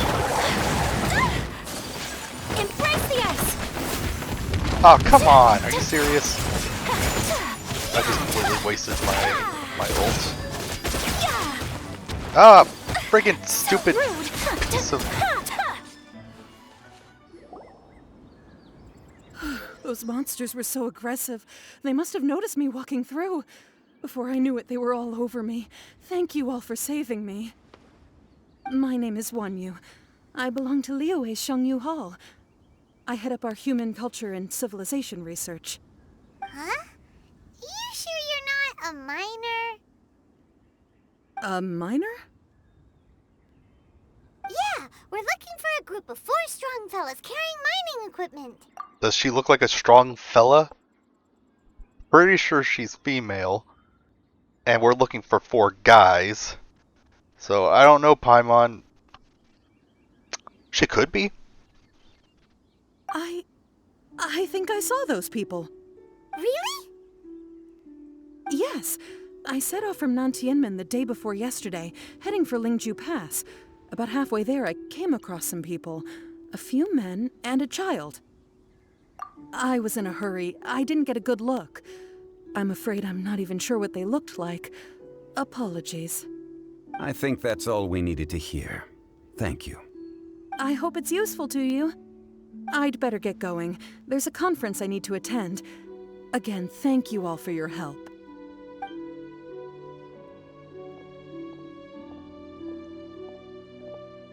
According to this scholar, the miners were heading for Nantianmen. Can we be absolutely sure that it was the men that we're looking for? Why are there so many people going out into the monster-filled wilderness when they have no ability to defend themselves and they go alone? We seem to run into a lot of those people. A child with a group of adults sounds pretty close to Paimon. But... Hey, perhaps that rock over there can tell us more. Yes, let's ask the rock. Aha! Paimon nearly forgot about our secret weapon! It looks promising. I'll do my best.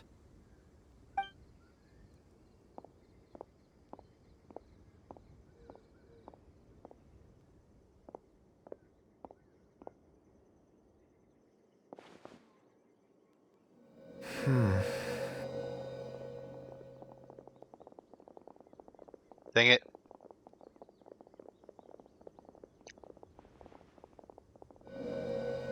Huh. It's the same group, all right. They followed this road. Mr. Kunjun, your stone seeing is something I won't forget in a hurry.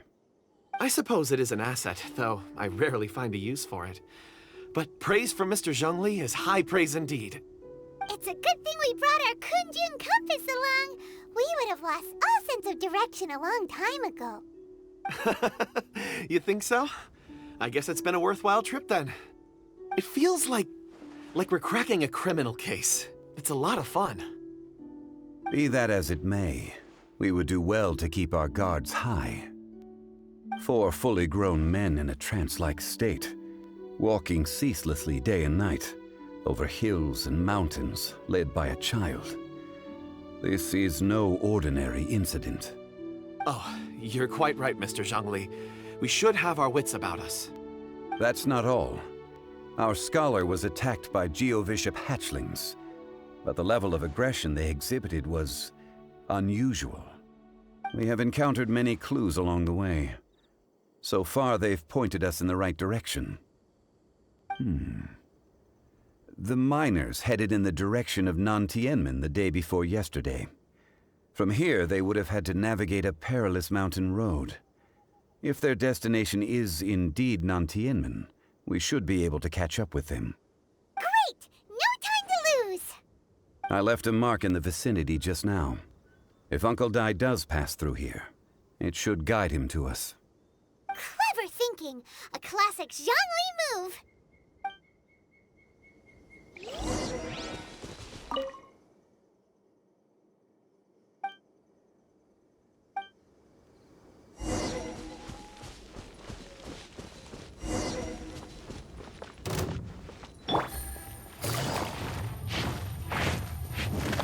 Gotcha.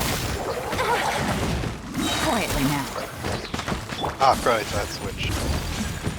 Take flight. I don't like these things. Gotcha.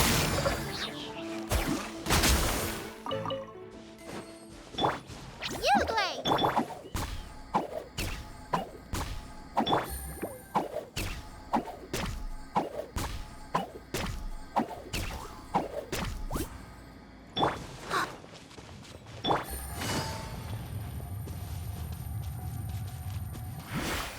Don't be scared!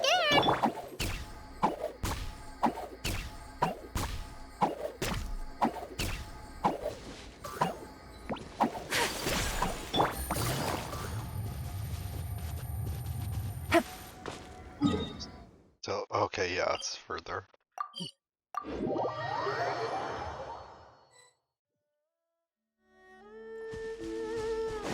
What the? Hey! Over here on the ground!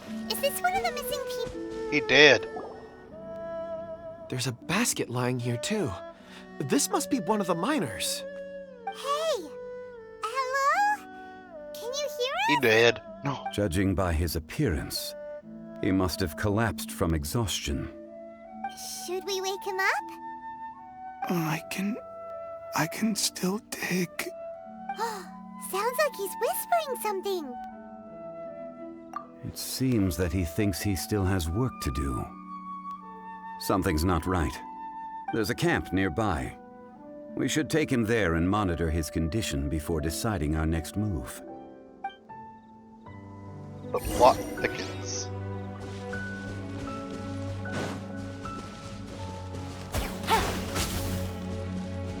Take it easy. What the heck?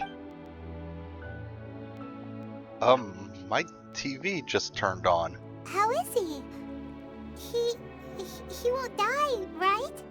He's worked himself into a stupor. Odd. Thankfully, he's not in serious danger. Paimon heard him talking about digging for something.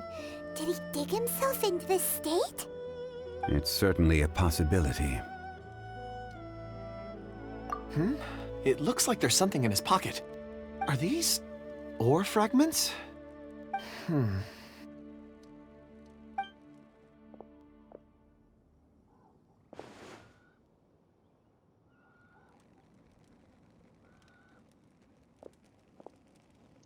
I just witnessed the memories within these ore fragments. This person brought these fragments out of the mine. He's one of the 4 that we're searching for. How he came to be here is what we need to understand. So he was kidnapped and then abandoned here. But if they didn't need him, why bring him all the way out here? Unless something happened. Something that led him to fall behind. Ugh. Paimon's had enough. This is too mysterious. Oh, wait a moment. Seeing these fragments has jogged my memory. I have something for you. What is it? Ooh, is it a present? Something for us? As I mentioned, before I met Uncle Dai, I was in a daze. After setting out with you on this case, it feels like a fog is lifting. I was so happy when Uncle Dai enlisted you to help. I would never have managed to track down these clues by myself. These are some crystals that I bought from the market. Not any old crystals, mind you. This purity is extraordinarily rare. One for each of you. A memory, if you will. It's beautiful. Oh, and the colors change as you turn it. It's like a different crystal from each angle. But of course, take it. And this one is for Mr. Zhongli. Huh? Is something wrong? Not to your liking? On the contrary, I just hadn't anticipated receiving a gift during the current circumstances. But thank you. I will take good care of it. I'm pleased you like them. It's nice to be able to give a gift that others can appreciate. Oh, I see more rocks over there. You should all get some rest. I'm going to scan the surroundings. Perhaps there are more memories to uncover. You sure like rocks, huh, Kunjun? Ores are the crystals of the earth, the sediment of time itself. I feel at peace among them. Get some rest and call me when you're ready to set off. I won't be far. Rest easy. I surveyed the area. There's no danger here. Oh, however, there is something I wanted to discuss with you. Huh? What's with the seriousness all of a sudden? Traveler, does Dragonfall mean anything to you? You mean the ore that Kunjun's looking for? What's so special about it? Dragonfall is an incredibly rare ore used in forging. The majority of regular crystals are formed in high-temperature environments. Dragonfall, on the other hand, is formed as a product of elemental reactions. Elemental reactions can produce material objects? Indeed they can. However, only a minority can survive for long periods of time. Dragonfall first emerged in the midst of a great battle, thousands of years ago. Powerful clashes of elemental energy gave birth to elemental crystals. When the fighting ceased, these geological remnants were miraculously preserved. And yet they are crystal creations all the same. Few and far between, relatively unknown. A few hundred years ago, they were virtually mined into obscurity. Why is it then that a citizen of Liyue now wishes to strike upon ore that has long since vanished from the earth? Yeah, if he knows of its existence, surely he knows all of it's already been mined. Weird. Paimon doesn't get it. There are those in the mining trade who retain a keen interest in Dragonfall. But for someone like Mr. Kunjun, whose motivations for seeking it are unclear even unto himself, it's practically unheard of. Ulterior motives? Is he a villain? A conclusion that is presently impossible to reach. We must watch and wait. Is he a villain? Don't forget, rescuing those miners is the primary objective. As for anything else, sooner or later the tide will reveal the lie of the land. We're drawing closer to our goal. I believe we should continue to follow this road through. Now that we've found one, the others won't be far away. When you're well rested, call Mr. Kunjun over to us. We still have more investigation ahead. We should ensure this miner is settled here at the camp. Once we've brought this matter to a close, we can return and attend to him. I suggest we leave a note for Uncle Dai. If he does find the camp, he'll know what to do.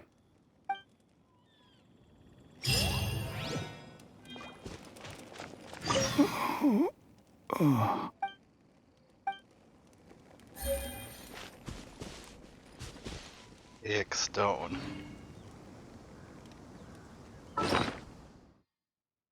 Quest items, right?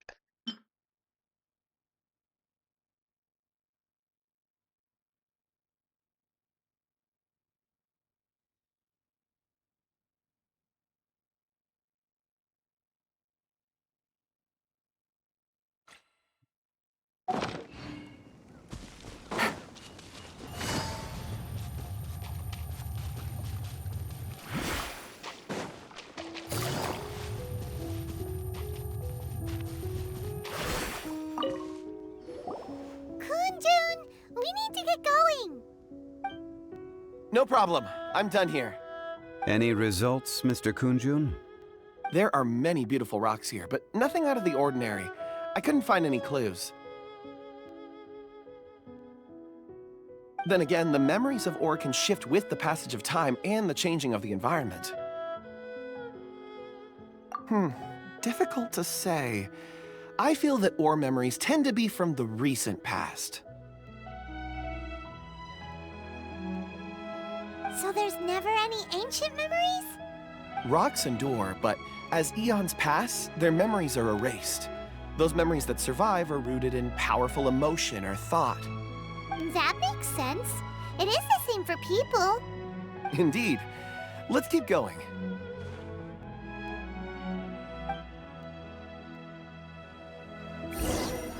What about the giant tree?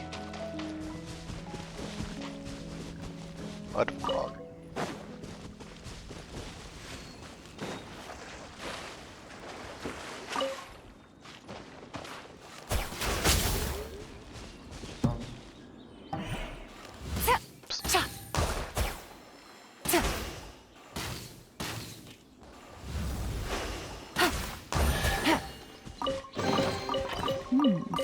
Easy money.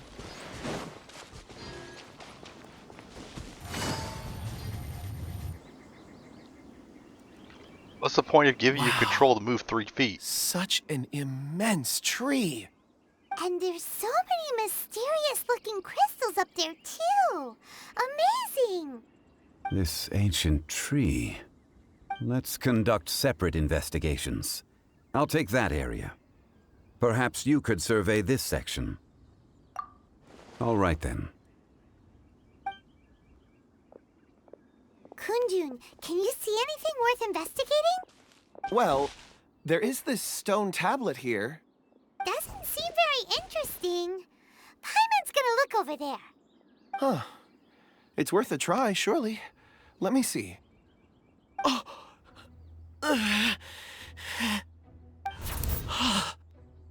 This is... Hey, what's wrong? just a bit lightheaded. It's past. Nothing to worry about. Not yet. Whatever. Paimon's going to investigate over there. Why don't you climb the tree and have a look? If you don't try, you won't know. Anyway, you'll be able to get a good look at our surroundings from up there. Why not? Why don't you go up? You're the one who can fly. You think so? When has Paimon ever come up with a bad idea, Wait a minute. Paimon can fly. Yeah, there we go. All right, Paimon will go. You wait here. Paimon will... All of you, come here. Huh? Zhongli's voice came from behind the tree. Did he find another clue? Quick, let's go see. Maybe he found another miner.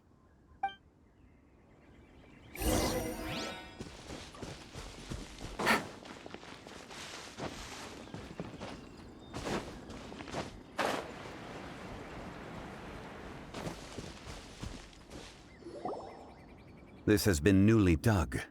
It would appear our answer is up ahead. Is that a voice coming from the tunnel? Someone else go first. Compose yourselves. I will lead us in. There is an unusual presence emanating from inside the tunnel. Prepare yourselves and tread lightly.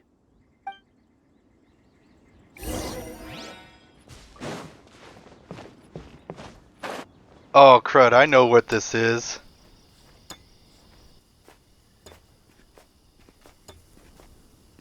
Huh? Listen.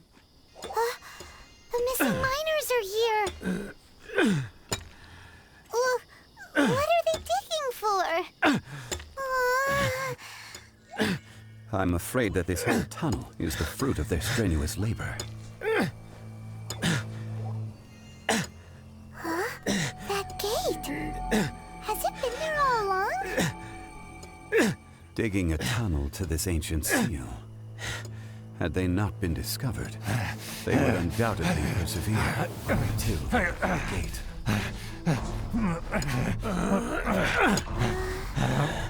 So behind the seal, there's... It's not creepy at all. What about the little girl?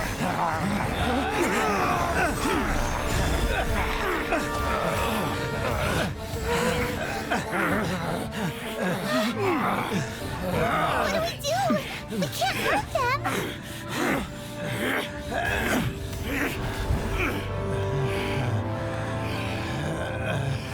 Uh-oh.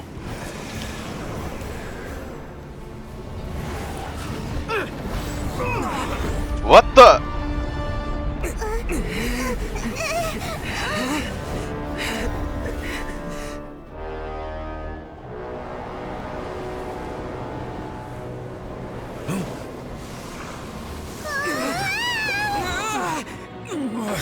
That must be some wind if it even pulled Zhongli in.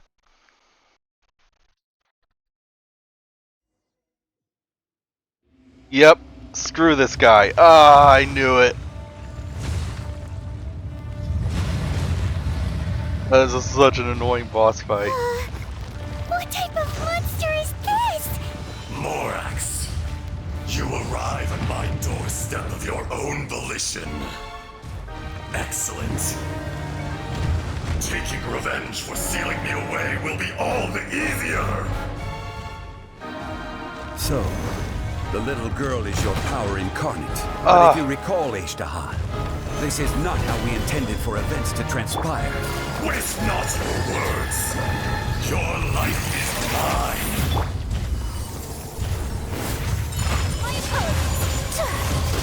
Good.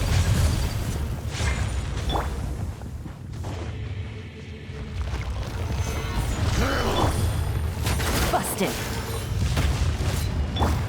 Take flight. Yeah.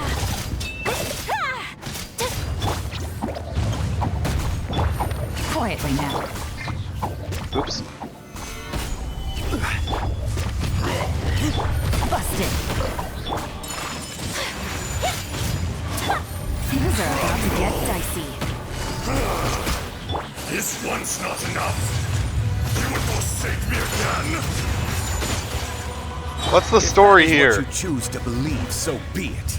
He who bears the weight of memory is destined to shoulder the burden of truth, as it ought to be. Ah!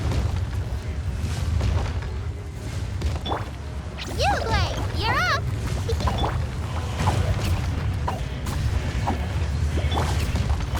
Hey, go away!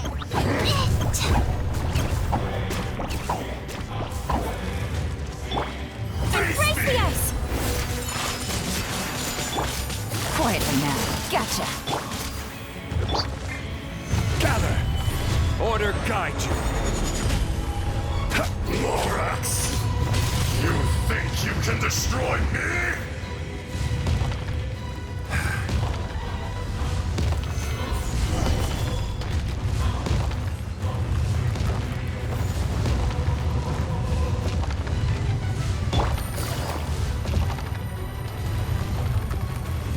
This boss fight's a lot more annoying when you don't have Zhongli.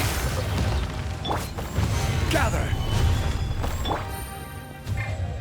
What? Oh. Ah!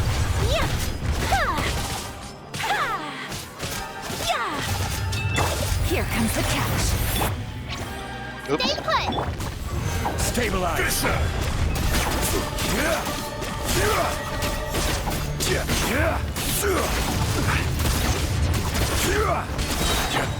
Take flight!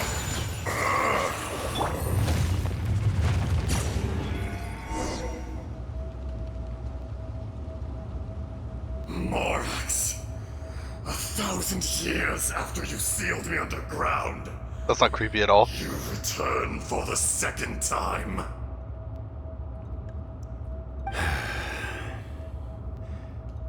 You should call it by its name, Ishtaha. Fate. Fate? Fate?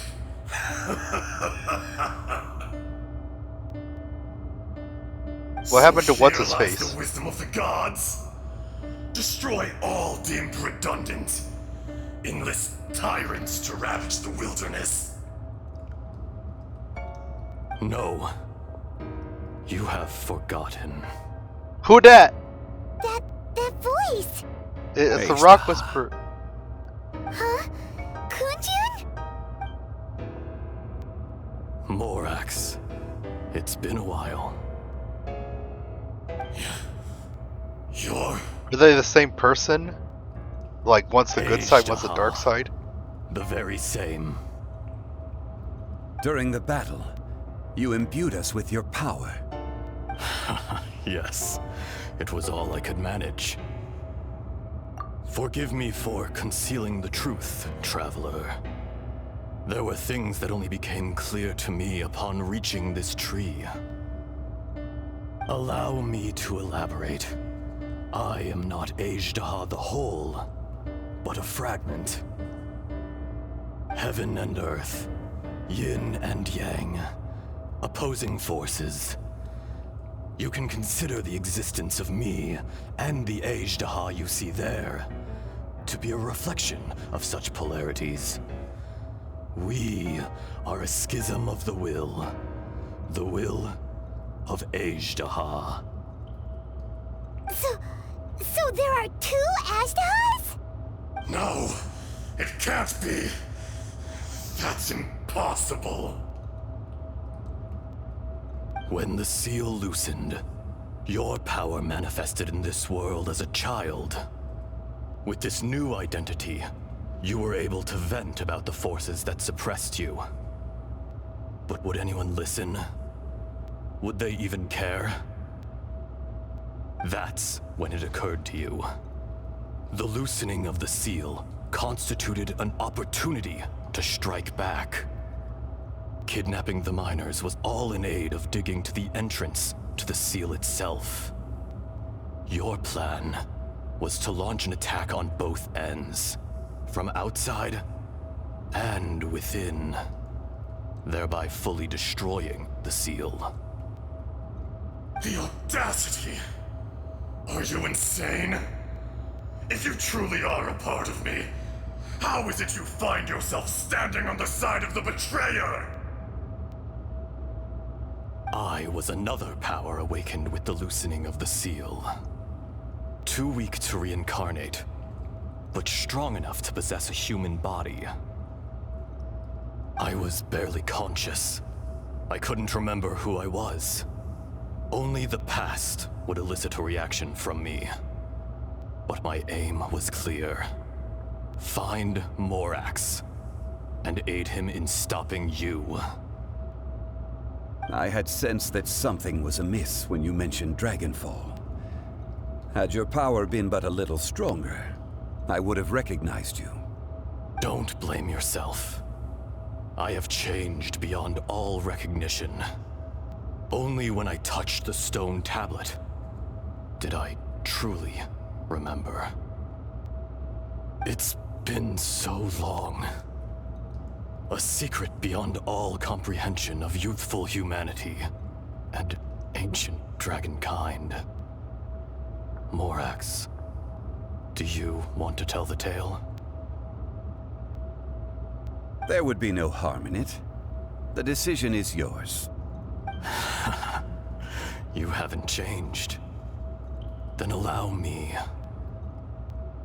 Ajdaha was once a friend and ally of the Geo-Archon Morax, with a lifespan far exceeding that of mankind.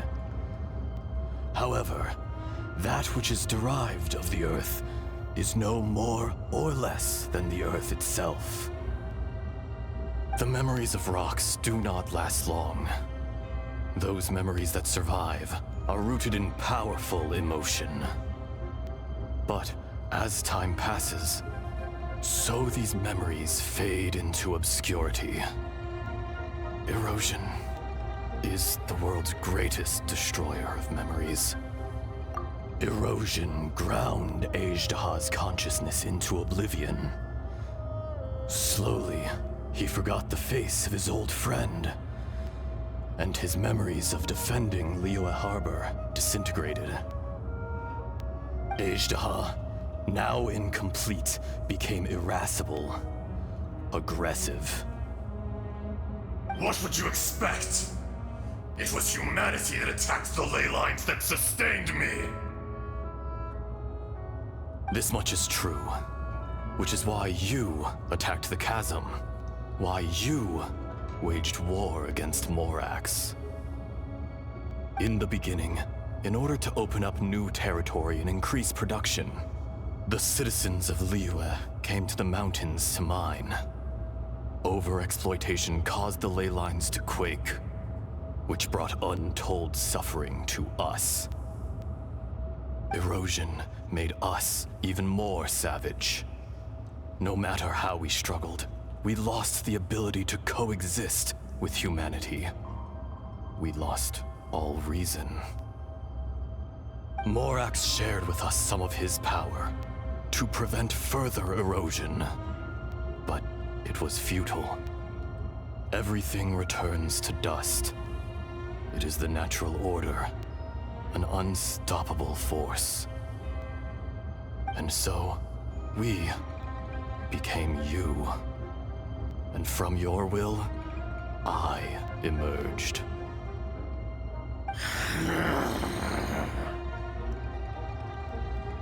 I am your final contract. Witness the promise between Ajdaha and Morax. You can hate me, but you cannot deny me. No! No! I am the remnants of Ajdaha's benevolence, the echo of a contract set in stone. I harbor a willingness to go further, a willingness to coexist peacefully with mankind. No, no! It is I, Ajdaha, forged of elemental crystal, bearer of the weight and memories of the earth, older than the mountains and the oceans that decides. I will not swear allegiance to this insect. Morax is not an insect. A lord over insects is nothing but an insect in turn. You forgot yourself. Nobody held Morax in higher regard than you or I. That which you have forgotten, I hold here in my heart. If you are the memory of the Earth, then I am the memory of coexistence. Of coexistence with humanity.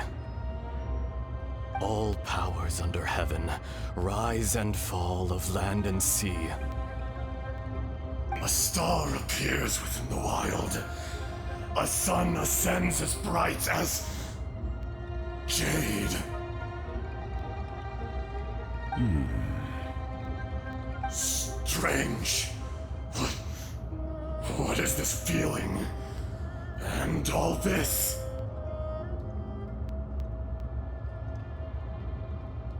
You are spent, and I will soon disappear. Before I do, heed these words. In the wilderness, snow falls on a spring day. In an instant, it will melt. Even where it is fleeting and leaves no trace. Even where it will never fall again. No! That isn't true! I don't accept this as fate! Perhaps it isn't, but it remains an inevitable misfortune. More axe! The little girl vanished! Are you satisfied, Ajdaha? I had to make amends. Satisfaction had no part in it. So, Morax, you call yourself Zhongli these days? I do. Well, I'm afraid old habits die hard. To me, you're Morax. As you please. I never did forget your gift of sight. I hardly lifted a finger. Think nothing of it. And yet, you could see. You wouldn't know the yearning of a blind dragon, searching for the sun. A pair of eyes, from Morax to Ajdaha. This, I will remember this.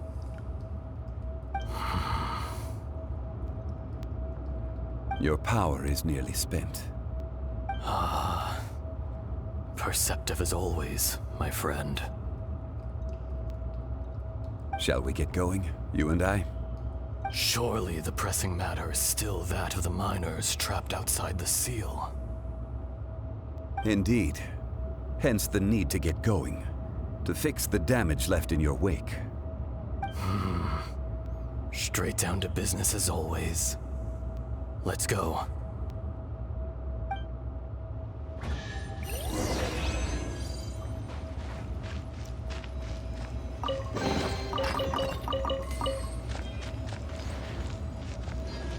Five gems for all that.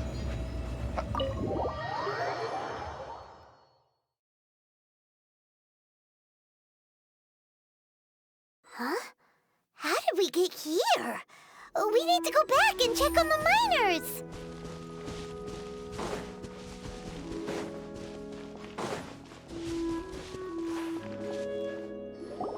So there you are. My men and I found your clues and followed them straight here. We found Mao in a tent at the campsite unconscious. It seems he'll be okay. Sadly, we found no trace of the other three. Huh? Young Kun, what is... Nothing. Pay it no mind. Those three miners are over there, in that cave. Cave? What happened? They're exhausted, but not in danger. Don't worry. Right. Well, thank you, all of you. I better go and see how they're doing. So you're taking them back to Liyue Harbor? That's right. Can I come with you? No problem. You rescued my men. I'll be happy to assist all of you in any way I can. I'll be back soon. I need to assess their condition. I mean, isn't he about to disappear? We should be calling you Ezdaha. You're coming back to Liyue Harbor too, right? Not I. Merely this body. Yeah. Once I'm gone, the true owner will accompany the miners back to Liyue. Kun Jun hails from a family of famous artisans. He too will be famous in time. It would be a shame for someone of his talent to go missing. You always did have a great admiration for blacksmiths. Curious how swords and daggers are blind, yet their creators see so much. Perhaps empathy is mankind's proudest achievement after all. Ezdaha, I am no longer the Geo Archon. I can sense it. Today I am just an ordinary citizen of Liyue. Even you met such a fate. Let's get the difficult part out of the way. I cannot guarantee that I won't be awoken a second time. No matter. If that day comes to pass, Liyue must prepare itself to face you. And how will Liyue fare without Rex Lapis? Even without a god above, this remains a nation of men. I was once their god. I ought to be here to witness their rise and fall. All life is shaped and then ground away by the endless flow of time. You were always the strongest among us. Yet, it would seem that even you have been eroded. That's unimportant. Fate is ordained by heaven. Even if our mission had already concluded, it would be cowardly not to strike out on the road of departure. You may live forever, doomed to a lonely existence. Yet, even this is temporary. When you reach the end of time, those people, those past and future relationships predetermined by fate, they will be waiting for you. I do not pretend to match your rhetoric when it comes to the subject of a life long lived. I fear that the life of an elemental being is longer than any in this world. Were it not so, you would have killed me long ago, and would not be having to face me again now. You've brought a smile to my face. When all is said and done, a reunion between old friends is an auspicious occasion. That day in the chasm. Did you hesitate? A heart of stone is a heart nonetheless. But I am the god of contracts, and was for a time a god of the people of Liyue. You chose justice, but did not forsake your kindness. You came to me not as an assassin, and so I was willingly sealed away. The movements of the Earth Dragon can tremble the earth and shake the heavens. With your abilities, even at my full strength, I struggled to confront you, let alone seal you away. Hence my inception. Do not forget that I was there with Liyue's founder. The face may have changed, but the content of the contract remains intact. Old friend, god of contracts, I hereby honor our agreement.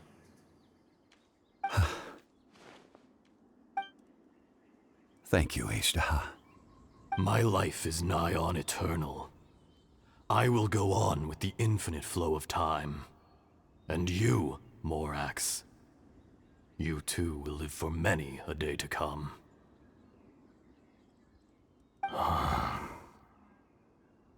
You're leaving? If it is fated, Morax, we will meet again.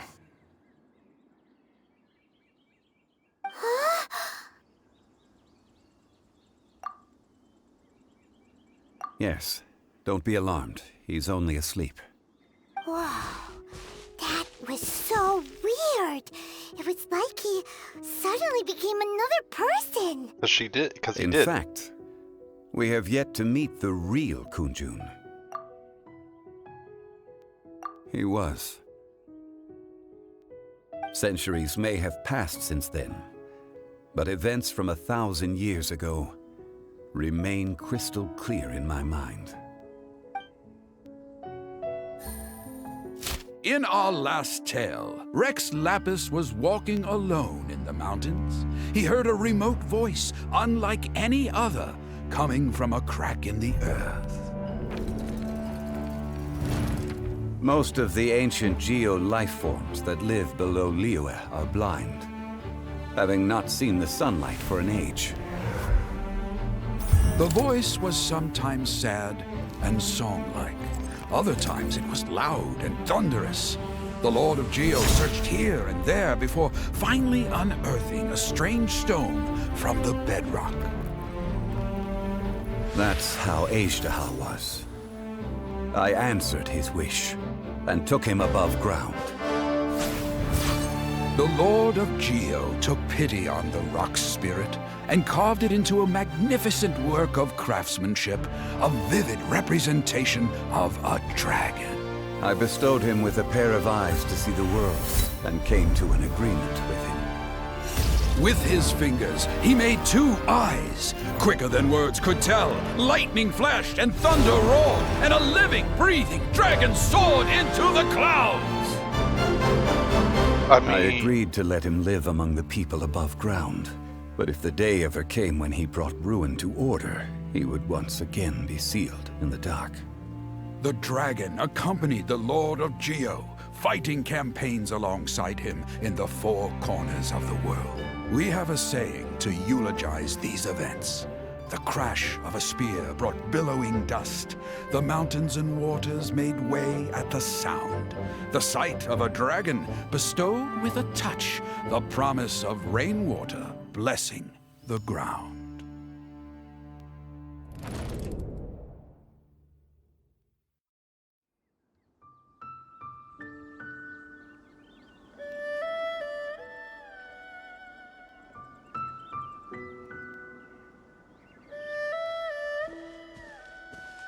A 1,000 years ago, Ashtaha attacked the chasm. I tried to obstruct him, fighting him tooth and nail down the length and breadth of the mine. Finally, I brought him down and sealed him underground.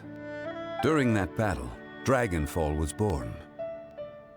Ashtaha could sense the stone, Subconsciously, he wanted to use it to find me. Despite being the victor, I could not claim to be stronger than he. And in his heart, he still retained an ounce of goodwill towards me, towards Liyue, towards life above ground. He was willing to be sealed away, but as the erosion set in, he forgot. Even I cannot avoid it, but there is something I understand better than most. When the door opens, it is time to leave. The greater the power, the greater the danger erosion may bring about. The millennia may come and go, but even a stone may tire. Personally sealing away an old friend. This is just one form of erosion I have endured. People abandon and surrender the things they love to pursue the right path. Perhaps this is the erosion imposed on me by the heavenly principles. But I was a god of mankind. My identity may change, but my eyes will bear witness to the history of humanity. You still care a lot about Liyue. Call it part of my duty. I must thank you both. No worries. Oh? About what? Oh yeah, Paimon nearly forgot. So, not long ago, we met a guy called Dane. He told us about Conria and the punishment of the gods. That's when we realized that those events were connected to the person we're searching for. Zhongli, you're a god. You've lived through thousands of years of history. Surely you experienced the incident?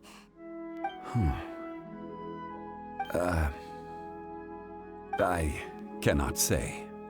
Why? You can't even give us a thread of information? This is so important to us.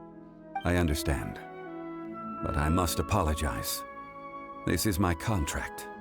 You mean another past grievance? Like the incident with Ejda? Too painful to talk about? It was signed before it all began. I have always honored the contract, and kept my silence. How can you be like that? You two are friends to me. I can assure it brings me no pleasure to disappoint you. But as the god of contracts, I cannot go back on my word. Would you be ready to find out? It appears your understanding of this world continues to grow. There are many events of ages past, many secrets that lie hidden. They have been eroded by time, forgotten by the people, abandoned. But you are capable of finding them and bringing them into the light. Those who come to witness will witness. Those who are born to remember will remember. If you take the same road as that person, there may be more difficulties ahead. But as long as you firmly believe that you are on the right path, everything has meaning.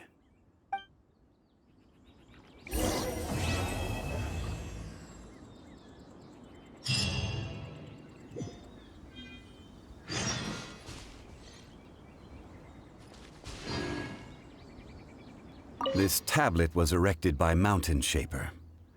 It names Ejdaha as a terrible dragon, and serves as a warning for later generations to stay away from this place, from the seal. It's a shame. There is a fine line between good and evil. If the good and evil within him could be summarized in a single sentence, well, never mind.